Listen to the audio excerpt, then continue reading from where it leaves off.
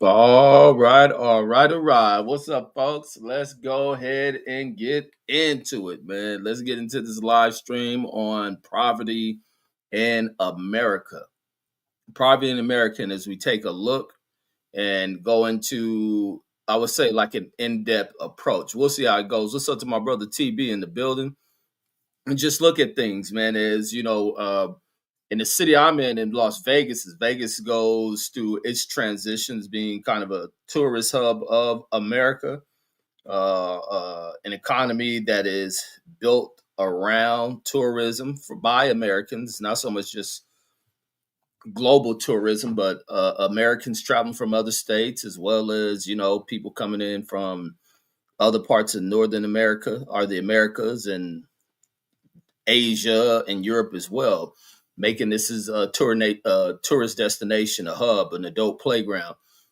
But also on the other side of that stuff, so you see a lot of the glitz and glamours, but on the other side of that, and kind of to where it's kind of restricted to certain areas, is income becomes a factor. Economics becomes a factor into what you see as the city kind of tapers off and goes towards the lower scales of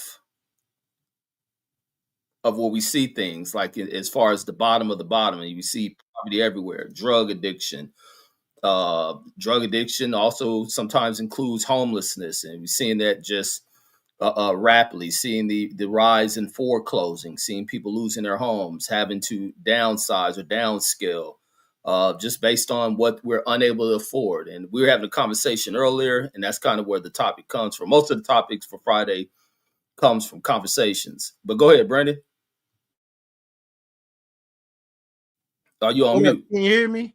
I was trying Yes, to take my indeed. headset, but no, I just wanted to I think while me and you was talking, we just started talking about poverty in America and the have and the have nots. And it's the scale is starting to show a little bit more. Now we can blame policies. We can always do that. We could point to everywhere was policy where somewhere in its poverty, and we could point to policy or corporate greed or certain things. The thing I want to focus on is what people don't focus on. They don't show the spread of the wealth gap. They don't show that poverty just look different now. You know what I mean? Because we got more gadgets, we got the internet. So are people poor? They got internet, they got this, they got, you can I think people fake it more. That's what I'll say. They act like they have more than they have.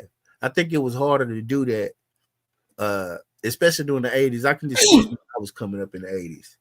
I mean, I grew up in the projects until like fourth grade, and shit, you knew the people next door to you didn't have. They couldn't fake it. They lived right next door to you. You know what I mean? They lived in the same complex. I want to examine how did they even get to projects? What did they do with homeless people, or what did they do with the masses of people before the end? Where did they live? Did they own homes? Did they make way for the freeways? Like what happened? Especially with redlining and all that kind of thing. I just want to examine the the wealth gap in America. I mean, and you could see, I don't understand how we could celebrate. That's what bothers me. We could celebrate celebrities. They live in $80 million homes and 90 million. Nobody says nothing. Nobody's like, hold up, wait a minute. Yeah, you earned what you earned. Fine, no problem. But we got to do something about this pay scale. We got to do something about people. I was looking at a video today on No Limit. I found out the dude from Steady Mobbing. You remember the group Steady Mobbing? One of the dudes, No. you remember they had a Steady Mob, and I'm true to the Gizang. It was a West Coast Oakland group. But anyway, dude was living in the Oakland homeless camp. One of the rappers. He had to go. I mean, he was living in the camp. It just was blowing my mind, and that we accept this. But go ahead. I'm sorry. I didn't mean to No, good. but I think we go back and forth a lot about politics, and which is easy to do. You know, that's an easy thing. But we don't really examine, does the government, or does America, does it take care of its people? Does it take care of a select people? Like when we really examine are the people of America taken care of? Do they feel safe on a day-to-day basis? Do they feel like they're getting a quality life? Do they feel like that they have to work every day? Like I even saw something about Spain where they give they workers like months and months off and shit like that. Did you know that? Where they give Yeah, they I see workers. that with a lot of countries like Canada, other European I want to countries. They look get into that. maternity leave and they can actually take full 30-day vacations, travel the world, shit like that. I want to look into that, but because I bet you that they live longer. I bet you those people live longer because they're not stressed in the rat race. Man, just think about it. Most of us at our jobs get 3-4 weeks off at the most. Some of us too. Some people not even that. Some people got to take. You want to take off? It's unpaid. You know what I mean? Like you have life events. You got like let's say your somebody close to you pass away. Oh, you get a day. Oh, we give you 3 days, but bring your ass back to work. Some got to give. I think that with the way that this country going and the way that it just seems like don't nobody give a shit. But go ahead. Yeah, it was just this rat race thing. And even like when you're looking at poverty, there's even this overlooked aspect of poverty of even with working people, people who draw an income, and the fact that, one event can lead to everything within that life, spiraling downhill. It can be the firing from a job, the job no longer receiving the type of business it once received, and now sales are down, production is down, and now they're forced to have to start cutting into its workforce. Same thing you see with mass firings that are happening in some of the larger companies, and you see seeing huge workforce or numbers that seem huge as far as 20,000, 30,000 people being fired. These are people that have to go out and get jobs. But I'll look at certain reports and they're saying, oh, it's a small percentage of the company. Now you're just looking at the company and you just treating these people as if it's a number. And it's a number that doesn't affect the business of the company because you don't care about the lives that you impact, the impacts to the rest of the local economy, wherever these people are housed and shit, and the changes they have to go through. You're looking at it from a shareholder standpoint.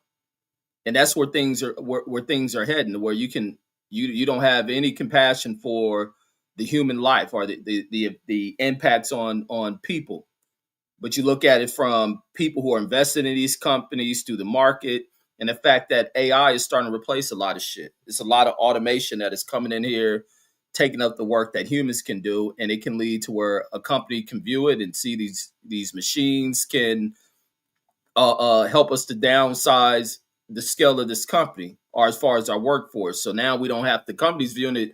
We don't got to pay insurance. We ain't got to pay out health benefits. We ain't got to whatever else comes with each No employee. 401k, no none of that. You don't have to None do of none that of shit. that. You don't We have to saving it. maintain them. You don't have to do none of that shit. You don't Mm-hmm. have to pay into unemployment for them. You don't have to pay Right. into none of this shit. That's the thing. It needs to get to a point where that's why when we done the capitalism show, which this tie into, man, this shit got to be reevaluated. Like some got to give. This rat race shit ain't working because it's not uplifting people out of poverty. It's what it's making you is continuously where they make you go here to get a paycheck where you can eat every day. Some got to give. Some got to give. So I don't know where you want to start. If you want to start where you say you want to start, you want to look at poverty in America, or how you want to go for it. But No, you let's was do talking it. about the history of projects. But as a show flow, we get, like I said, we ain't no script to it. We just flow. All right, let's get into it though. All right, go ahead. What you want to go into? You want? I saw you had the projects pulled up. We can go into the Yeah, yeah. projects. Yeah, we're going to history of that. But even because like we was talking earlier about the projects, where it's like now the projects is viewed as a place to house America poor blacks, and that's the crazy part in how things have shifted. Because at one point, even like when you talk to older, like when I have conversations with older people from like even LA, and you look at the Jordan Downs, you look at the uh, uh, uh, Jordan Downs, the Nickersons,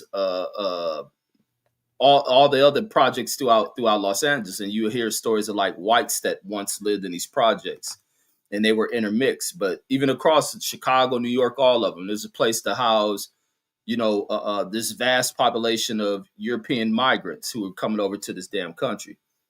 And then they were able to quickly uplift as the American system began to help pull them up from the clutches of American poverty and shit. But blacks and everybody else had to pull themselves up by bootstraps. These people receive actual assistance from the system and shit to pull them up out of poverty and shit. So this one says the projects is often referred to as public housing or government subsidized housing for lower income individuals and families. Have a long and complex history. Says subsidized mean paid for by the government, right? Yeah.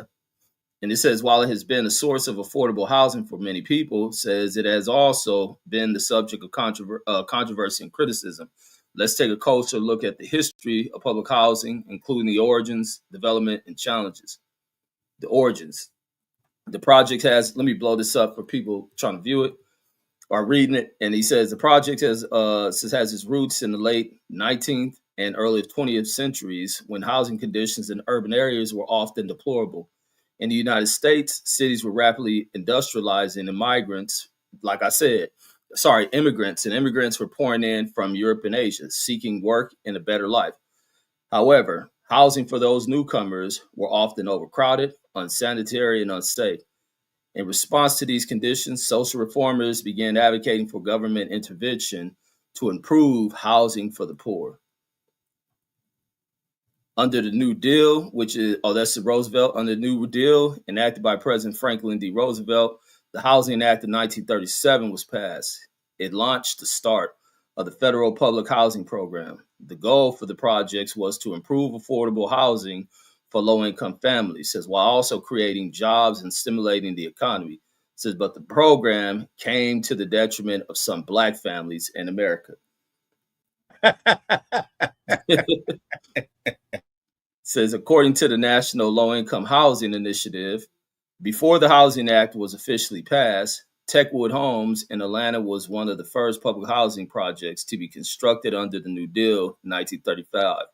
Sadly, hundreds of Black families were evicted from the area to create the 604 units white-only neighborhood. The same year, the Supreme Court turned into the worst housing projects in America, and they tore them down, right? Because you know that, right? You know the history. No, I never heard of this this project. Yeah, that shit tore down. They just tore down like 10 years. One of the worst projects in America. Go ahead. Right, because we go into that this shit is, man. Says the same year the Supreme Court ruled the federal government lacked authority to seize property through eminent domain. But local PHAs did have this authority, allowing them to act without proper oversight regarding the placement of public housing, according to the the National Low Income Housing Initiative. The federal government continued to create segregated public housing throughout the late 1940s. But the practice eventually came to a halt in 1948 after the Supreme Court struck down the FHA for the unfair practice. The development. Following World War II, public housing experienced a period of rapid growth as the federal government poured money into building new projects. This was driven in part by the post-war housing shortage, as returning soldiers and their families needed places to live. It was also influenced by the belief that public housing could help solve social problems such as poverty, crime. They were wrong. And that's where the project come in. And that's why they say project. That's why it didn't work. They were wrong. What it did was concentrate crime and concentrate a certain level of people in a certain area, which I believe they knew that already, bro. There's no way that they didn't know that. Like, because they already had ghettos across everywhere. There's no way that they believed that by the government, and I don't believe that. I refuse to believe that they thought, look, and it said during this period, many large-scale public housing projects were built off in isolated areas on the outskirts of the city. They knew that. These projects were designed to provide modern, affordable housing for low-income families, but they also had unintended consequences, which is what I just said. They often became magnets for crime and social problems and criticized for isolating poor people from the rest of society. Sadly, even though housing segregation was fully outlawed by the 1960s, the production of segregated housing community persisted throughout the late 60s and 70s, according to Homes Now. We knew that. So basically, that just shows you that black people some kind of way, when white people cough, I ask, it's like we inhale everything that they just coughed out, because they wanted to build public housing. They couldn't find nowhere else to build it, so they want to build it where we were. And but no, we weren't in these places at one point. We were at Techwood. I can show you so many housing projects or freeways. Go ahead. But you can't look at it from what is occupied in there now, because you got to think, when they, like they were saying, when they start building, depending on the projects, when they were building, they were building the house mainly whites, and then but also they ran the black people out to do it. That's how they ran they said they ran the black folks out of that shit. Right. They ran them out to do it. That was an all-black area. Techwood was an all-black area at one point. And they brought whites in because they needed to house whites. Right. They ran them out, took their land, illegally took their land and shit, and then kicked them out.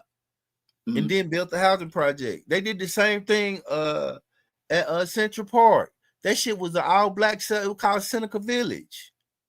Like, they do this everywhere. And the thing about it is, once they do this, you go back into it. So they put us back, and then the unintended shit happened. When you put people, I think the unintended. I don't even think it was unintended. It was intentionally. Like, I think a lot of the resources to help pull you out begin to be shut off.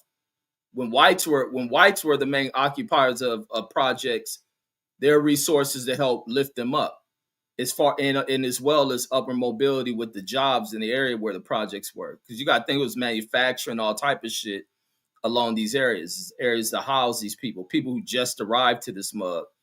Then also when the soldiers come back, and then when blacks start to pour in, and when they had to address the issues with blacks, mainly coming from the 50s and the 60s with civil rights and all that shit.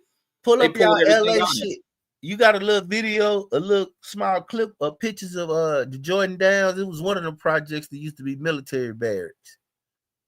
One of them. Which one of them was it? Oh, let me find. Probably gonna be the ones in San Pedro. They got some projects. No, they in LA. No, it's the Jordan Downs. Yeah, San Pedro's like the LA area. It's near where the ports are. It's it's housed by a lot of blacks. Right. It might be. I'm gonna type it in. I'll find out. But basically, what I'm saying is, all that started out is housing for soldiers and stuff like that. I don't think it was meant permanent. It was like for them to move on, basically, like a starter home, like their first stepping point. The thing about us is now they're generational and shit. Right. And then you get stuck there. And then because it's so easy, you gotta remember, back when I was coming up, bro, I remember this. The rent was $30 a month. Like, I remember that. Rent was $30 a month. I don't know what it was in LA, but it was actually $30 a month here. And people still were struggling with their rent, still having problems, still needing financial welfare and stuff like that. But a lot of it start from I know you're not big on owning a home. You probably don't need to own a home where you at, but I'm saying, like, owning property, that's the only way. That's the first step to getting to the next level. Yeah, if they make it affordable too. They don't make nothing affordable. Yeah, but like we were talking about back at a time is even where blacks start finding upward mobility in this system of being able to own a house and also owning rental homes and shit. Once you begin to allow, and this becomes the thing within this country where they begin to shift things away to private enterprise and shit. And you get politicians and other people that lobby that pulls this trickery and shit. Oh, the government is too ineffective, too much bureaucratic bullshit. It needs to be passed over to the private industry. Let the corporations run it. They're more efficient with it. They'll help bring the price down. That never is what happens, because once wealthy people can figure out that they can get people to bite on the highest price point on shit, they will keep it there. They never come to solve solutions for bringing shit down. That's even like, even when before we went live, I was having this thought, like even looking at the auto insurance industry. It's like once insurance has became a mandatory thing, you think that with everybody who's driving on these roads and everybody who's paying into the system, that will help keep prices down. These fools have found every goddamn reason to keep pricing and insurance extremely high, as well as the auto manufacturers or the dealers creating car prices. Like we was talking about cars earlier. Like none of this shit makes sense that every car rolling pull off up a basic truck, like just a basic F-150 or whatever truck you like, whatever truck. Just pull it up. Then we're gonna pull up a truck from the 1950s, and then we're gonna put it because I want to see this. Because this is ridiculous. It's still just 4 wheels. It's still the point of a vehicle should be to get to point A to point B. What they did was learn how to manufacture, and they learn how to market this shit to us. Every year we come out with a new one. They got one new fancy gadget. Oh, we redesigned the body. Oh, this the new this. It shouldn't be that way. These companies should not be able to do that. It should be like y'all build some shit reliable and y'all make it where every 5 years, yeah, you could go in and get a new body, get a body upgrade, get a this, but these goddamn vehicles is getting ridiculous. Like who can afford this shit? Right. And if jobs aren't willing to pay people. And the jobs ain't stepping up the money. It ain't like they make you making a hell of a lot more money to offset the cost of living. You not. But you know what the jobs are doing? The jobs are raising the price on whatever the fuck they selling. Yeah, put up a platinum. Yeah, look at that Lariat. Click on that Lariat. Oh, it's just here. Yeah, you should have went to like Auto Trader or something, where you could see where you can see a variety of them. You can pick the trim and all that. All right, let me see. That's ridiculous though. You ain't even did nothing to that truck. You ain't changed the color. You ain't put no trailer hitch. You ain't put you ain't put nothing in that truck, and that truck is $74,000. You ain't even did nothing to it. You can scroll down and start adding shit to it. Change the color. Change the packaging. You didn't do none of that. Yo, let me go to Auto Trader. Wait, no, that says Auto Nation. Hold on, let me find Auto Trader. Hold on. Go, keep cooking while I get the shit. I don't understand who can afford. I don't understand so basically that means the majority of our paychecks is going for a vehicle so we can go back and forth to work. Bro, this fucking I'm not gonna call it modern day slavery. I'm not gonna call it that. I'm gonna call it I like the rat race. They just keep us on this hamster wheel. So I gotta stay at work. So basically, this truck, it's gonna take me 6 years to pay this off. 6 years. This thing gonna be appreciated so much. Just think, I bought this truck in 2025, right? If I buy this truck in 2025, when do I pay it off? 2031, right? Mm-hmm. That means 6 more truck models gonna be came out by the time I pay this goddamn truck off. 6. They gonna be released 6 more models before I get. Can you believe that? They're gonna be release 6 more different models, bro. And then you know it's crazy. I'm looking at this terrain. Look at how much value has fallen off of this vehicle. The vehicle is barely driven. So it's imagine a base model. Look, imagine buying that shit brand new. Yeah, and it's a base model. It's a 2024. They worth nothing. That's a base model. Yeah, brand new car. Yeah, but look, it's a fucking 4-cylinder, bro. That's a fucking little bitty ass. That's a fucking. You barely get up the hill in that shit. All right, which one you type up? What kind of vehicle? Let's go to type in Ford F-150. Let's see.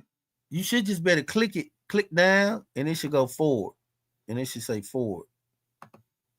I can tell you don't be looking for cars. I be looking for cars, boy. I mean, I got one, but I'm thinking about an SUV. Go to used. Click on used. You can go to used. Click on used. You don't want to go new? You want to go new? Let's go new.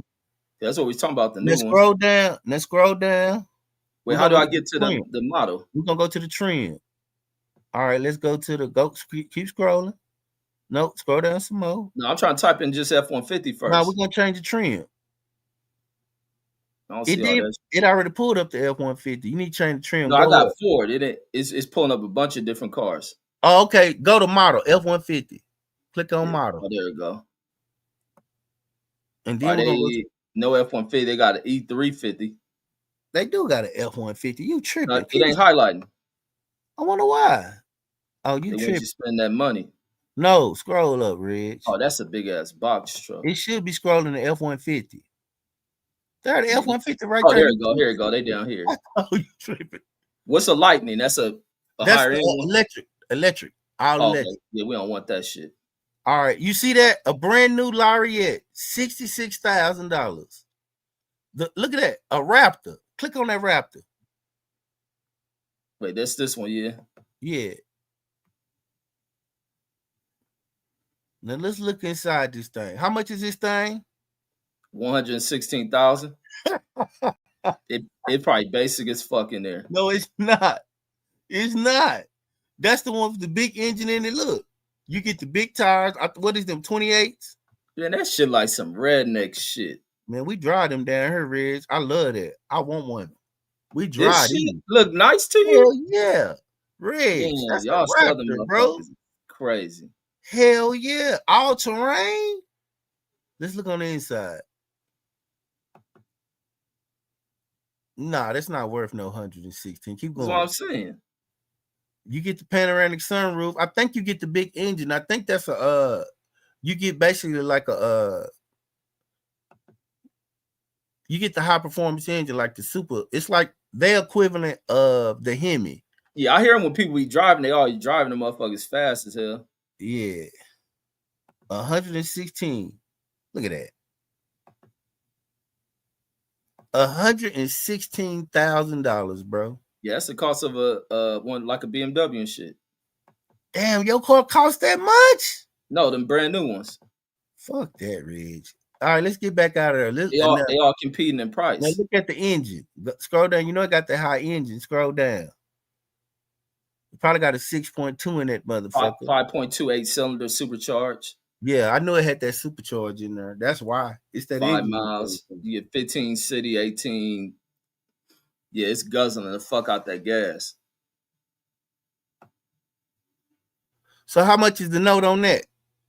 $1,500. Man, that's insane. And look what you got to do for it. Down. Yeah, look how much you got to put in. 23,000, bro.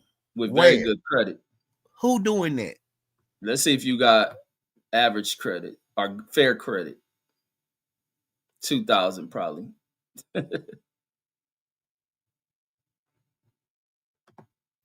Yeah, $1,900. Yeah, a lot of these cars rolling off the lot costing that damn much. All right, let's go pull up. Let's you got to type in average home. Where we gonna live at? Where we living? We live in a metropolitan city. We got to type in some metropolitan. Can't type in LA. Let's do. You want to do your city, or you want to Las Vegas? What for what? A car? A home. All right, let me go to what's the home shit? Zillow. Just an average 3-bedroom basic home. So basically, now to drive the our credit fucked up. So it's gonna cost us at least, if we want to ride like that, that's $1,900, right? Yep. All right. Let's go to Las Vegas.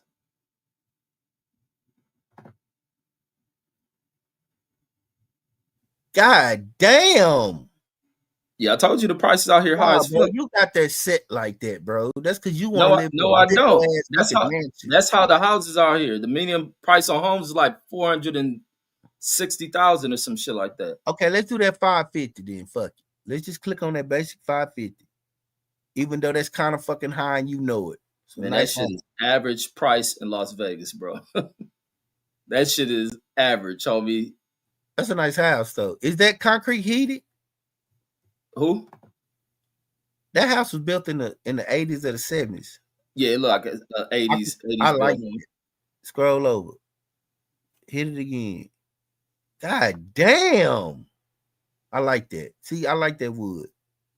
Yeah, it's out. That's outdated though. Ages the like tells the age of the home. You like that modern shit. I like the old look. I don't like the new look. That's a big 86. House, 1986. Yeah. More than a quarter acre. How much is it a month? The house a month, 3,100.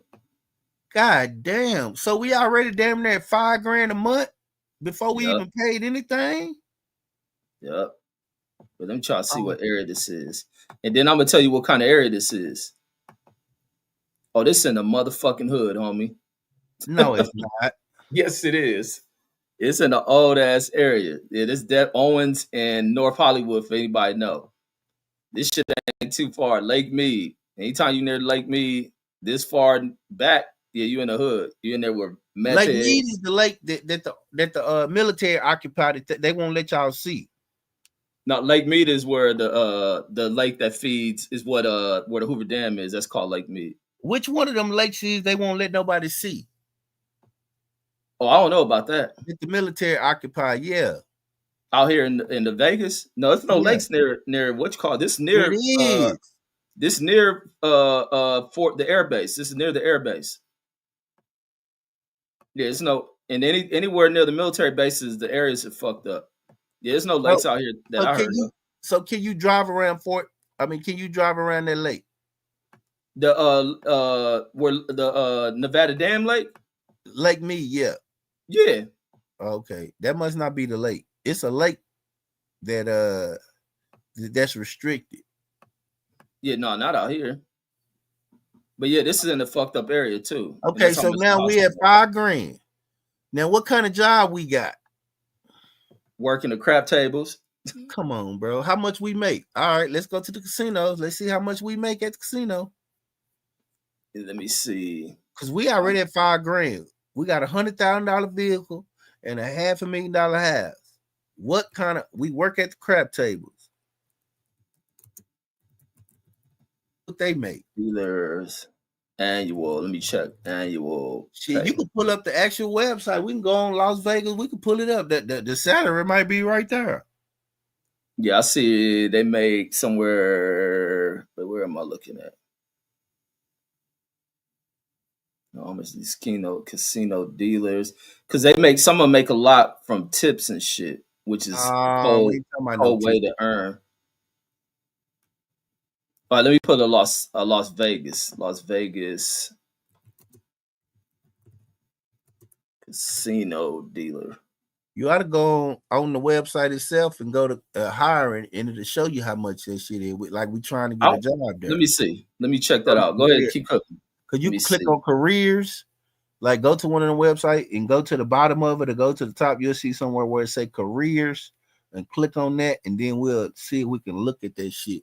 And it might they probably ain't even hiring with how bad it's doing out here. I listened to some shit with the one of the casino execs talking about they come up with all their reasons for why there's a downturn. They talking about their pricing. Like, yeah, you can gouge every penny out of a motherfucking pocket to come out here. You ain't lying. Look, let me show you when I pull up the website. The first thing it shows on here is showing these slashes and what they charge for rates. What, Reg? Your ass parking finna tear you up. Every time you move that vehicle, that cost you finna pay a resort fee or this fee or that fee. Fuck that. Wait, where's it should say careers. Go to the bottom. Nah, go to the bottom. No, you tripping. Click on Caesar's Palace the big. Okay, you see there careers. We can tell you don't apply for jobs. Man, I've been at my job for a while. I'm trying to stay there. I know. You a good nigga. To the airport, find some go back. Position. It says search career right there. You see that? Yeah, I was hoping to just show there. Oh, let me go to all jobs. Oh, you got to go casinos. There you go. Yeah, you got to get in there. Pause. Bro, what are you doing? You don't see this shit? Oh, no. Hold on. It went to a different tab. I gotta move it over. You just got this shit scrolling across, bro. Nah, that shit open new tabs and shit. What the fuck is Reggie doing? So look, they're gonna hide the money. They ain't gonna show how much shit they're gonna pay you. Yeah, they is. Let's see. Shit, nah. Some of these jobs don't show that shit. They don't want. They don't be wanting others to know what you make. They hide the money. In case they pulling that discrimination. But they hiring though. Yeah, what's a slot attendant? Verified jackpot, maker hopper. Like they ain't hiring like real Bro, they jobs. hiring, bro. Table game supervisor. Oh That's wait, no, these when. ain't Vegas. Oh, it ain't. No, Vegas ones ain't hiring. They got part-time floor person slot, dual rate supervisor. Nah, these things ain't hiring shit. They probably laying people off out here. Part-time for a dealer. That's over at the Cromwell where that Dreas Club is. Yeah, they ain't hiring like that. Man, This you is at see all the them this at goddamn the jobs. You talking about they ain't hiring like that, but you see a fucking do you page do for you the see where job. these locations are? This ain't Vegas. Let me see. Oh, let me narrow it down. This one I need to narrow it I down was to. trying to find out how much they pay. Yeah, they ain't gonna show that. Oh, see if you can Google it. Yeah, that's why I was going on at first. Yeah, do Las Because they Vegas. were showing something like 40,000, but that don't account for the tips. That's why that thing with bro, if they had tips on shit. $40,000, we fucked. Yeah, that's why when in Vegas, like when the Bro, what the economy fuck took you that gonna do with $40,000 a year? when that economy took that dip in 2008, that's why so many homes went on foreclosure because nobody was coming out here. These people wasn't getting their tips. Yeah, here you go. Here go an article I see right here. Let me see. Yeah, it's just ridiculous, man, having to try to survive in this type of system. Like You can't. It's 3 ways to get rich in America. It's only 3 ways. Taking risk. No. Stock market, real Which is estate, bullshit. and owning your own business. That's it. Otherwise, you will not get rich in this country working for somebody every single day, day to day. It's not gonna happen. How much do the dealers make? Las Vegas is the best place to be. Says while the job of a dealer says isn't an easy one. Says the A dealer dealer gig gig in in Las Las Vegas can definitely be be rewarding. rewarding. So, how much do dealers make in Vegas? Typically speaking, dealers in Vegas make between $10,000 to $60,000 a year in base pay, but the total take-home pay can be much higher. You go tips included, just like you said, tips, hourly rate, and full-time employment all affect the total year income. The base pay, it basically says 60,000. It say the base pay of a dealer refers to amount that an employee paid. The 10 to 60K number above does not include tips, bonus, other than the hourly rate of casino deals. A great place. Blah, blah, blah, blah, blah. Let's review the numbers below. The standard base pay for a nice foundation for casino income. Many people think that these employees make an incredible hourly rate. In truth, it could start as low as $10 an hour at some casinos. Others offer around 16. And that's bullshit.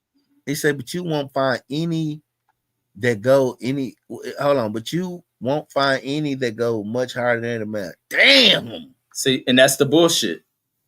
That if it wasn't for people coming out here and giving these people generous donations, then it wouldn't turn out that way because these bullshit companies. And the crazy part, when you look at the revenue of these casinos, is ridiculous. But they paying people minimum wage. Reg, they not. I could tell you with the way this is going, this is not gonna sustain itself. Some gonna give. Oh, it's about to deal with what they're going through right now. You can't do this. So some casino dealers in Vegas make over 100,000 a year during the good times, but that's rare, and that's probably rare, and that's probably so rare. And it probably depends on where they put you in a casino. Are you with a private game? Is you with that's politics too. That's politics. Mm-hmm. You know, that's politics like a motherfucker. Yep. And it's crazy. Like, once again, I'm starting to see homes go up on sales. I'm seeing moving trucks all around the city. And you can tell as soon as that, and it's crazy that people haven't put that much away in savings and shit, that as soon as they take like any hit. You can't put nothing in savings. And see, that's the problem. That's the problem. That's even what when I listen to like the Fed speak, that's one of the crazy balancing acts that is at stake here. Is how to force these motherfuckers to bring pricing down. Even when you look at like, new technologies that roll out, it's like pointless of even accepting like new shit they present to you because it ain't gonna change a damn thing. They bring some new wave of technology, and the first thing they go up is hiking the price on it. Bro, look how stupid this shit is. Look how they changed the slot machines. Remember, you pulled the lever. It back in the day, it went up. Now they got this shit like a video game where you just pushing this fucking button, and you don't know how or what. You just pushing this fucking thing. Bro, this shit is rigged, and this whole fucking thing is rigged, and it's ridiculous.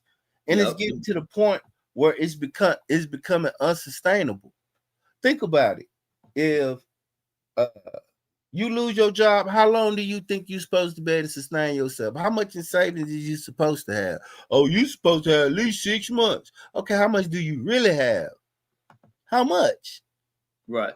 Now, you can't even get good data from the Bureau of Statistics anymore. Trump then closed this shit down. Well, we can get last year's stats. That's ridiculous.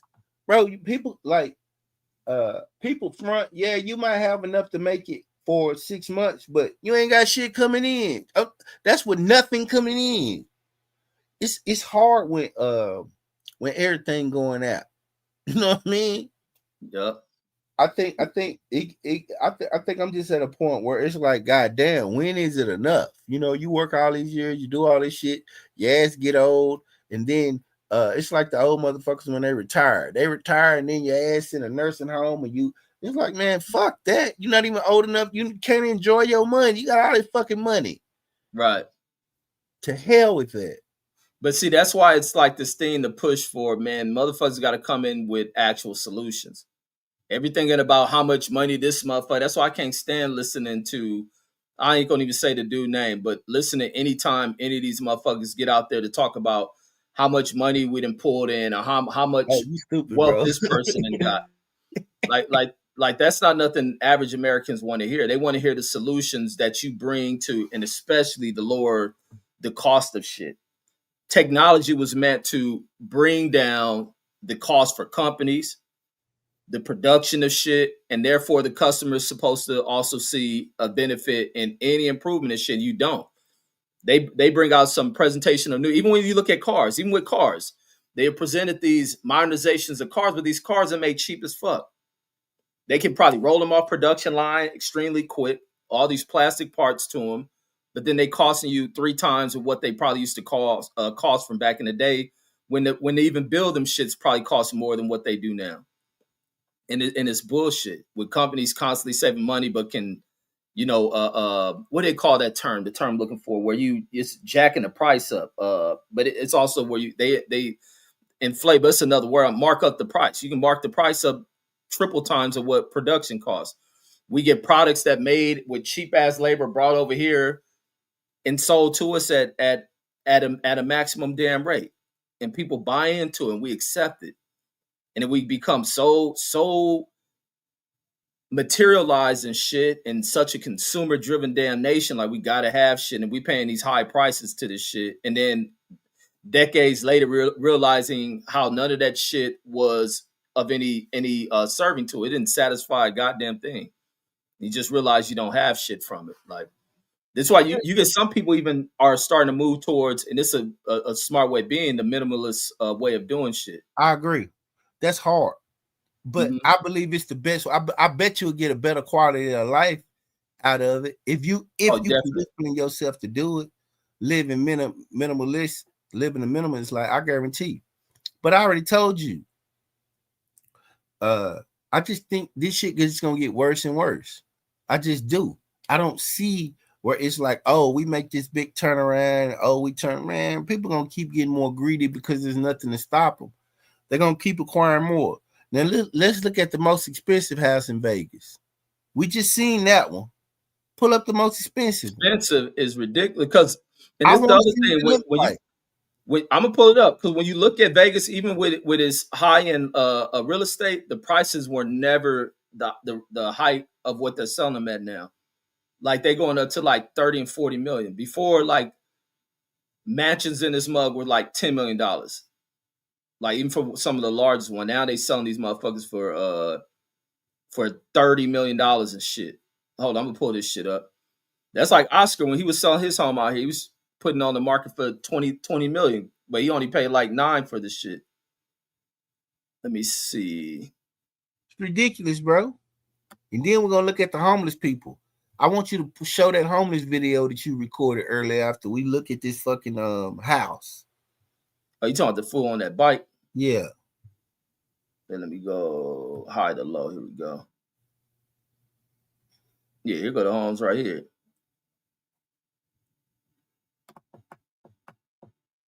Yeah, 30. This one just for land. $28 million for a plot of land.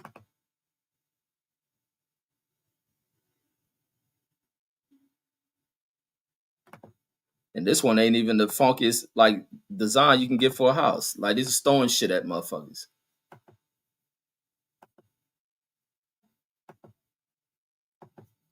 But then it's like even what I was telling you about with even like in with what's going on in Manhattan down there in New York, where they just building houses as safe havens for wealthy people to hide their wealth and shit. A lot of them don't even live in them skyrise that they built down there and shit.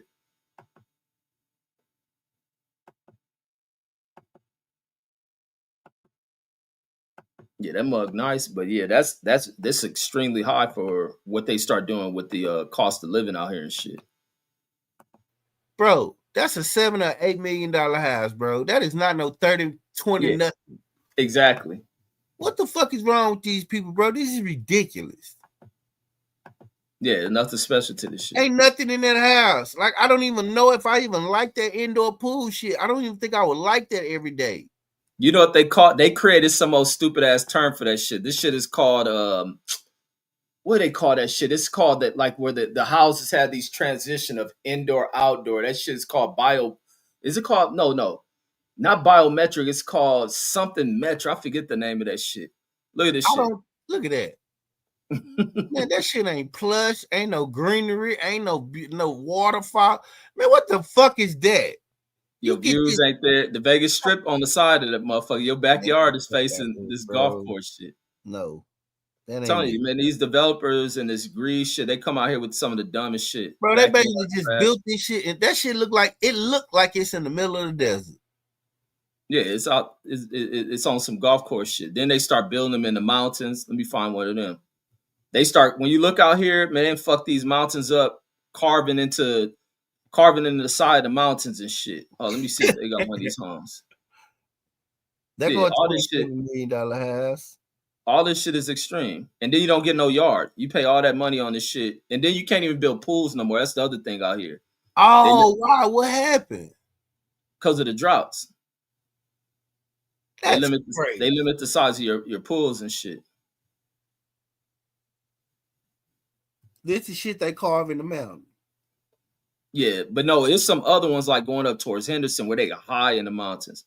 Like you can see them when you come out, you can see in the mountains, they blasted, carve out the mountains. You see big ass mansions on the mountains and shit. That's nice.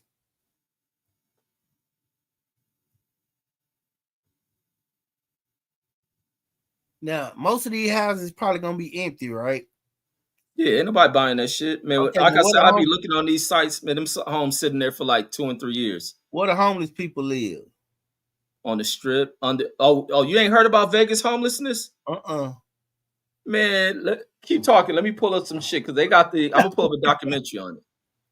They live in the flood drains, like on our freeways. You'll find homeless inside the freeway. Some of them can have access to going up under the freeway. They'll build homes in there, but they got this shit called the tunnel rats. And when Vegas will get flash floods, you get them to get swept out. They end up dying.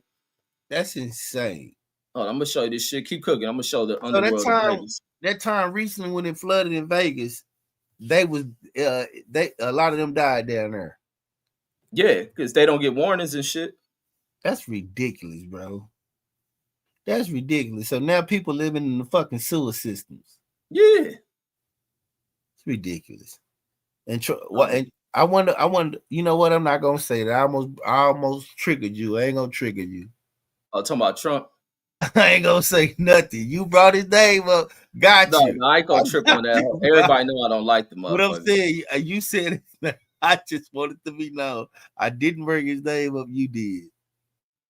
Nah, because I realize now I'll be tripping. Man, you finna show them smoking crack and shit, bro.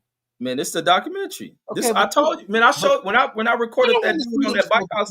When I recorded that dude on that bike, I was telling you about this is what you're seeing in Vegas. Okay, a lot of this this fast shit. forward to crack smoking. Like, I don't want to see this bitch hit no dope. People living in tunnels below Las Vegas. I'm always wondering what time it is. Directly under the billion-dollar casinos, luxury nightclubs, and blackjack tables. People suffering from homelessness, drug addictions, and mental health trauma are living completely off the grid and by their own rules. Do you mind if I ask what happened to your eye? Gunshot wound to the head.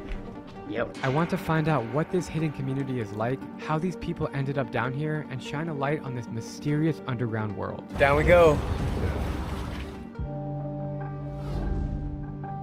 Yeah, that's a big thing out here. People come out here when they film the homeless. Lucky to have him as my guide because it is next level dangerous to venture inside the tunnels alone. We're starting here at the Shine a Light Foundation headquarters, which is a nonprofit helping the community. Everyone who works here are people that used to live in the tunnel, so they.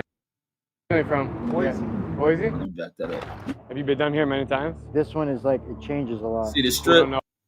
How many times you been down there, Red? Gotta be honest. Underground, you and dare catch you. I don't like. I can't stand the way homeless people live. Pretty intimidating to stand here. I feel sad for them. You can see all the trash here leading into the tunnel. It's absolutely mind blowing. I'll never go down. I'm just at a loss for words right now. I don't even know what to say or what to think, but it's. And they put that. Sad. They probably put that little metal thing in to catch people if they get caught in a flood too. Look at that shit. They so many homeless down here in Vegas, bro. Where are you originally from? Boise.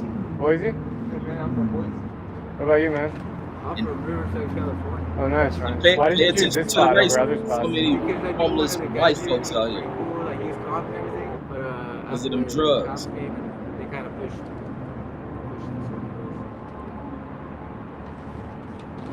Does this hurt when you look at it in your eyes? Yeah, it's amazing, man. It hurts. It doesn't hurt. About that. It doesn't hurt when you put it in your eyes. No, like it's like I'm like from another place and shit. Like I can like look in the sun and I can like sit there and shine lasers in my eyes. And it makes me feel. Well, no, never. Like I'm my own guy. I don't work. Jeez, here is insane. Jeez, you barely fit in here. Whew. Oh man, sludge foot. I wouldn't dare step down that shit. A big boy. Man, look at the shoes he got on, bro. Yeah, he got on like the mesh ass shoes. Did you see that? We're heading down. Yeah. Shine a light. I bet there's all kind of shit on this. Shine a light. Shine a light. Shine a light. That's a flag. It is dark in these tunnels. We're just approaching and them folks look comfortably in there. You getting high all damn day. I hate being hated by most everyone for what other people do. Not all homeless people are bad. I like that. This is crazy, dude. So sketchy. Completely dark in here. And cold. It's interesting that there's natural light right here. Like, crazy, right? Just the manhole cover. There's daylight right there. You can see a little glimpse of the sky. It's crazy. One of them floods. Let's turn off the light for 1 second. Boy, if it started raining, Oops. boy, Yeah, look at here. Pitch black in here. The water come in there. They know where the rock Come in there fast. Everything. What does that sound right now? Is that like The street, cars. just cars on the Yeah, street? the freeway's right here. We're under the freeway. The tunnel is like the best example of both addiction and homelessness, because to think that like this would be your normal, Right. but it gives you the illusion, right? Like I got a roof over my head. And during the summer, it's not as hot down here. During the winter, it's not as cold because it blocks the wind. You know what I mean? Right. There was a lot of randomness Right. that happened. You know what I mean? Like there was a guy in my neighborhood that was killing homeless people with a hammer for like a couple weeks, and they caught him. You know what I mean? But Yeah. like just random stuff like that. Like people would drive by and throw a bottle. People would yell things. Damn. And plus other homeless people out there. You know what I mean? Whoa. What is going on over here? It's all debris from the last rain. Whoa. Dude, that's the back of Caesar Palace. Yeah. It's crazy. You can see the sign for Rod Stewart, Yeah. but like nobody knows that there's people under here.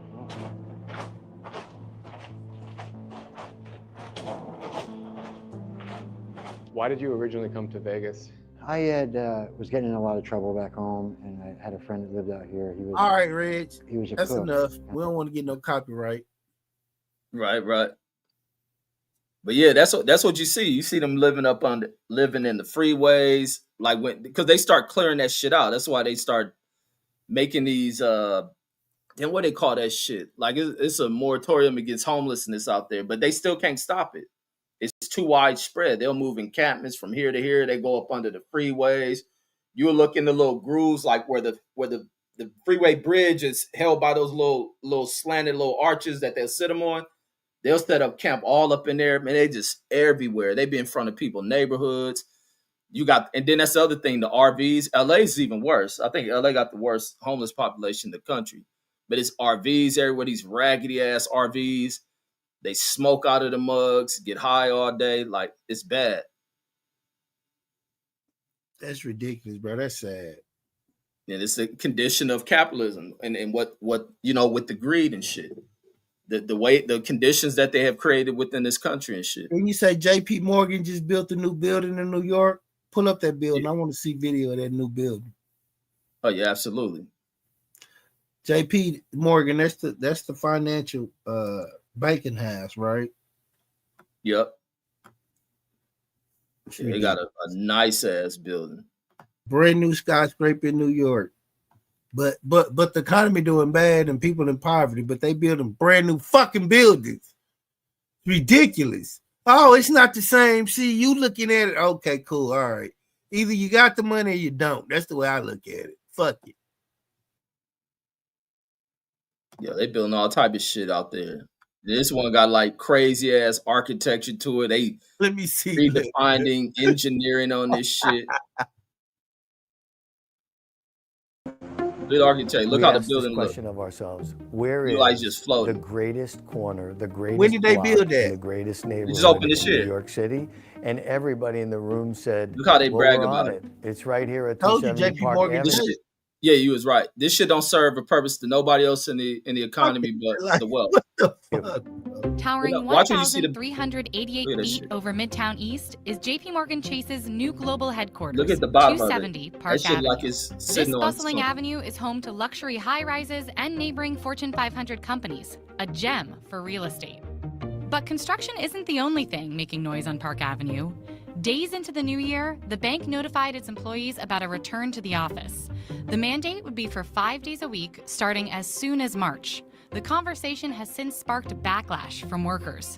JP Morgan Chase is the nation's biggest bank, with $4 trillion in assets at the end of 2024. They didn't even need this fucking building. The bank ranks number 7 on the Fortune World's Most Admired Companies list, 2 spots lower than the previous year.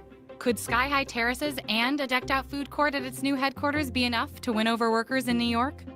Why is JP Morgan Chase building this new office building? What does it give that the current one that we're in? They got the bread. It's become more and more apparent to everybody that place, the physical place, is really important for folks, for their energy, for the way they feel about themselves and the way they feel about their companies.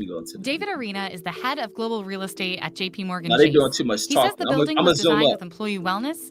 About this building, and I find really interesting is that it's raised 80 feet off the ground. Look at this shit. So that's really different than a lot of the other offices around here, like and it's purposeful. And yeah, that's all I'm saying. About this building, and I'm gonna show really better. I think I got it's raised 80 feet off the ground. It opened this year. It's really different than a lot of the other offices around here. Let me show better and it's purposeful. And the executives at JP Morgan Chase told me it's because they wanted to be good neighbors to their fellow New Yorkers here. They wanted to create a sense of walkability, especially during, a crowded lunch rush like today here. Oh, yeah, she's talking too much. Let me show this other one. Here we go.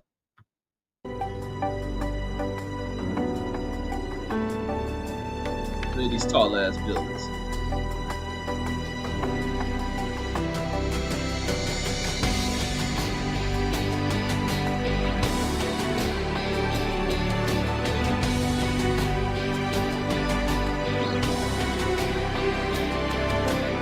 Now that's where all the money going to these motherfuckers. You don't do no hard work. This big old ass building. If they didn't need to build, the workers don't even want to go to work.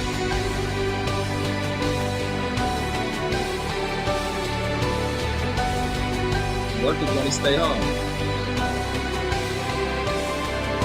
All they do is push buttons, buy, sell this, sell that.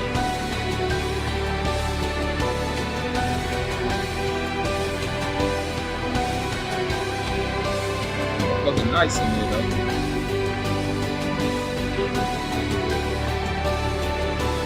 definitely nice.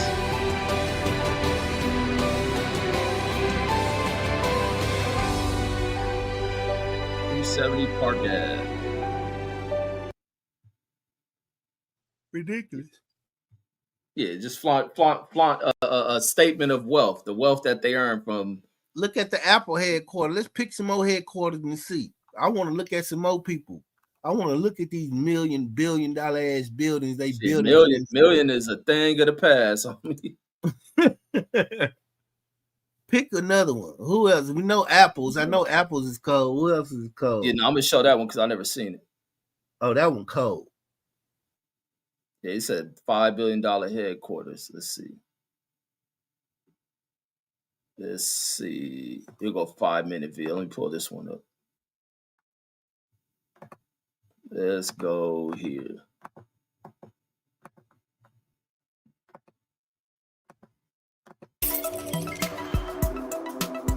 What looks like a giant spaceship parked in the lush flats of Cupertino, California, is actually tech giant Apple's new HQ. Man, that motherfucker's humongous. Oh, let me back that shit up. Cupertino, California is actually tech giant. Look how massive that shit is. And Apple's new HQ. Fittingly named the Apple Park, this stunning architecture sprawls across 176 acres of land and might just be one of the most stunning campuses in the world. Despite its incredibly futuristic looks, the Apple Park has been a long time in the making, with Steve Jobs first announcing the project way back in 2006. It took 8 long years of planning, proposals, and permit applications. But by 2014, construction was well underway, and by 2017, the vast Apple workforce was already starting to move in. The massive ring-shaped building is now an iconic symbol of the Apple brand and is a fantastic testament to the company's dedication to effortless design, they got sustainability, a damn amphitheater in that mug. It was originally estimated that the campus would cost just $500 million to put together. No, I didn't see him. However, the land alone cost $160 I'm gonna see when they bring it back. And the costs quickly started to overrun. By 2011, the budget in place had multiplied to a little under $3 billion. And when it was all said and done, Apple were looking at a bill closer to $5. See, a $5 billion build is a big sum of money for any company to justify. Any company except Apple, that is, who's currently worth $2 trillion and is estimated to profit around $60 billion by the end of this year alone. So where was all that money spent, and what makes the Apple Park so incredible? For starters, the campus is made up of multiple buildings. However, 80% of the land is still considered to be green space. Apple and the designers put a lot of effort into making the park fit seamlessly into nature, planting over 9,000 drought-resistant trees throughout the grounds, including cherry, apricot, olive, and of course, a few varieties of apple. To encourage workers to maintain a healthy lifestyle, the grounds feature 3.2 kilometers worth of various walking and running trails, as well as 1,000 bikes that can be used to commute between the buildings. Damn. Other lifestyle facilities include a gym, wellness center, and a couple of basketball courts. There's also a huge 2-story yoga studio where the desk jockeys can wind down and ease out their back pain. The campus really does look after its staff and the environment too. All of the buildings are incredibly eco-friendly, with the main ring construction being home to one of the world's largest rooftop solar farms. The solar-covered roof generates up to 17 megawatts of power, which is enough to meet 75% of the campus's energy demand during peak times. Damn. The rest of the campus's needs are met by on-site fuel cells powered by biofuel or natural gas. The main building also utilizes a natural ventilation system, meaning that it doesn't use traditional heating and cooling methods for 9 months of the year, furthering the space's green credentials. Nicknamed the Spaceship, or the Ring, the central circular building is quite a sight to behold. Sitting 4 stories high, it has over 1.2 million square feet of office space and enough room to accommodate up to 12,000 members of staff. There go the black folks. To bring the outside world in, I was wondering when I was going to see designers incorporated a lot of glass into the build, and the construction even features the largest curved glass panes in the world. There are 800 of the 45-foot tall curved glass panels around the building's exterior, and around 3,000 smaller panels to be found within. The low-energy LEDs, natural sunlight, and sheer amount of see-through material make the spaceship a stunningly bright place to be, which I'm sure is great at keeping the some 12,000 staff members feeling energized throughout their long working days. Despite being hidden from sight, one of the most amazing spaceship features happens to be found deep underground. The main ring is one of the few buildings in the US and the world to make use of base isolation, which protects the ring from even the worst of Californian earthquakes. The isolation system is made up of 692 huge stainless steel plates, which allow the building to shift up to 4 feet in any given direction without causing any structural damage. Also to be found underground is an expansive parking area and road network that's completely hidden from sight. Putting these amenities underground was an absolute necessity in order to maximize the green space in and around the Apple Park. Other features to be found around the campus include 7 cafes, with the largest being sprawled across 3 levels with enough they went all out on that shit. The huge catering team says it has enough capacity to feed around 15,000 people every lunchtime, so there's definitely some growing room if Apple decides to expand its already huge workforce. Also within the park's grounds is the inspiring Apple Auditorium, formerly known as the Steve Jobs Theater. Developing the all type of circular glass building mirrors the spaceship in its form and is topped with the world's largest carbon fiber roof. The theater includes a 42-foot high glass elevator that takes guests underground to the 1,000-seat auditorium. Made from chemically tempered glass, the elevator is also considered to be the tallest freestanding glass elevator in the world. Other buildings dotted around the park include a 100,000 square foot fitness center, 2 300,000 square foot research and development facilities, a care clinic, and the visitors center, which happens to be the only building in the entire park that guests can visit without a pass. The Apple Park Visitor Center is all under one roof, but it's divided into 4 very special sections. A 10,000 square foot what the Apple workers store there filled feel with the like. latest Apple products, a 2,000 square foot After cafe, a while, an you get observation tired deck of where you that can shit look every over the day. You know how campus, it and be. a designated After a while, all experience this shit area. wear off. The You don't AR get to area enjoy includes a this shit. scale model of You the know entire that. Apple Park, offering For real. visitors an employer's look at life on campus. The Apple Park is so full of amazing features and amenities, more so than almost any other work environment in the world. Apple has thought of everything, from their environmental footprint to keeping their workforce full up with food, leisure, and creativity. There have been a few complaints about the open-plan office spaces, with some workers saying that they are distracting, counterproductive, and removes opportunity for privacy. But still, the futuristic facility has been incredibly well They gonna received ignore all and will that set a shit. new world standard in how amazing a work environment can truly be. Yeah, that was And that's the kind of shit. That's where they work at. But it's just like the factories of we could pull up an old video of Disney when they first opened up Disney, MGM, all the people in there happy and shit. Look, they're happy. Disney has the new state-of-the-art this and the state-of-the-art that. We could pull up I want to pull up old video. It's the same bullshit. They just package it up different. The same shit. You gonna see them old fucking white folks going to work and shit smiling. Look, Disney has the biggest parking lot. It has the biggest this. And the guests can enjoy this on the ground. You like, man, fuck all y'all. Yeah, the people don't give a shit. That's just like out here, they put all that money to that little concert hall, that Spear shit. Oh yeah. Doing everything they can to for that Sphere to work, huh? Yeah, they in there selling tickets, do all type of state-of-the-art, super advanced shit, from the television monitors, the LED lighting, the acoustics is next level, all that shit. Been there yet? Nuh-uh. I want to. Like, they doing some like really real extreme shit with that. Somebody want to, like it's on the other side of the country or something. Man, that shit 20 minutes from your house. I want to, boy. I don't know if I'm gonna get there. I would like to. I gotta find a date that I'll go because I want to take my kids. When I do that shit, This is the Sphere, Vegas's newest, most ambitious, and most eye-catching attraction to date. And although its exterior is impressive on its own, what lies inside is actually far more interesting than you might think. Let's take a closer look. The city of Las Vegas is famous for its unique and over-the-top architecture. Its resorts and casinos are some of the most iconic structures in the entire world. From the Venetian to the Bellagio and the MGM Grand, everything about Vegas is built around the idea of magnificence and extravagance. And so, the construction of a building as crazy and ridiculous as the Sphere is just another addition to the city's unique skyline. But what exactly is it, and why is it being built?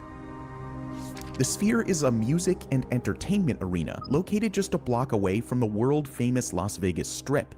At more than 100 meters tall and with a diameter of 150 meters across, it now holds the world record for being the largest spherical structure in the whole world. This record was previously held by the Avicii Arena in Sweden. Somebody gonna break that. Constructing such a behemoth doesn't come cheap. In its entirety, the project is estimated to cost as much as $2.3 billion.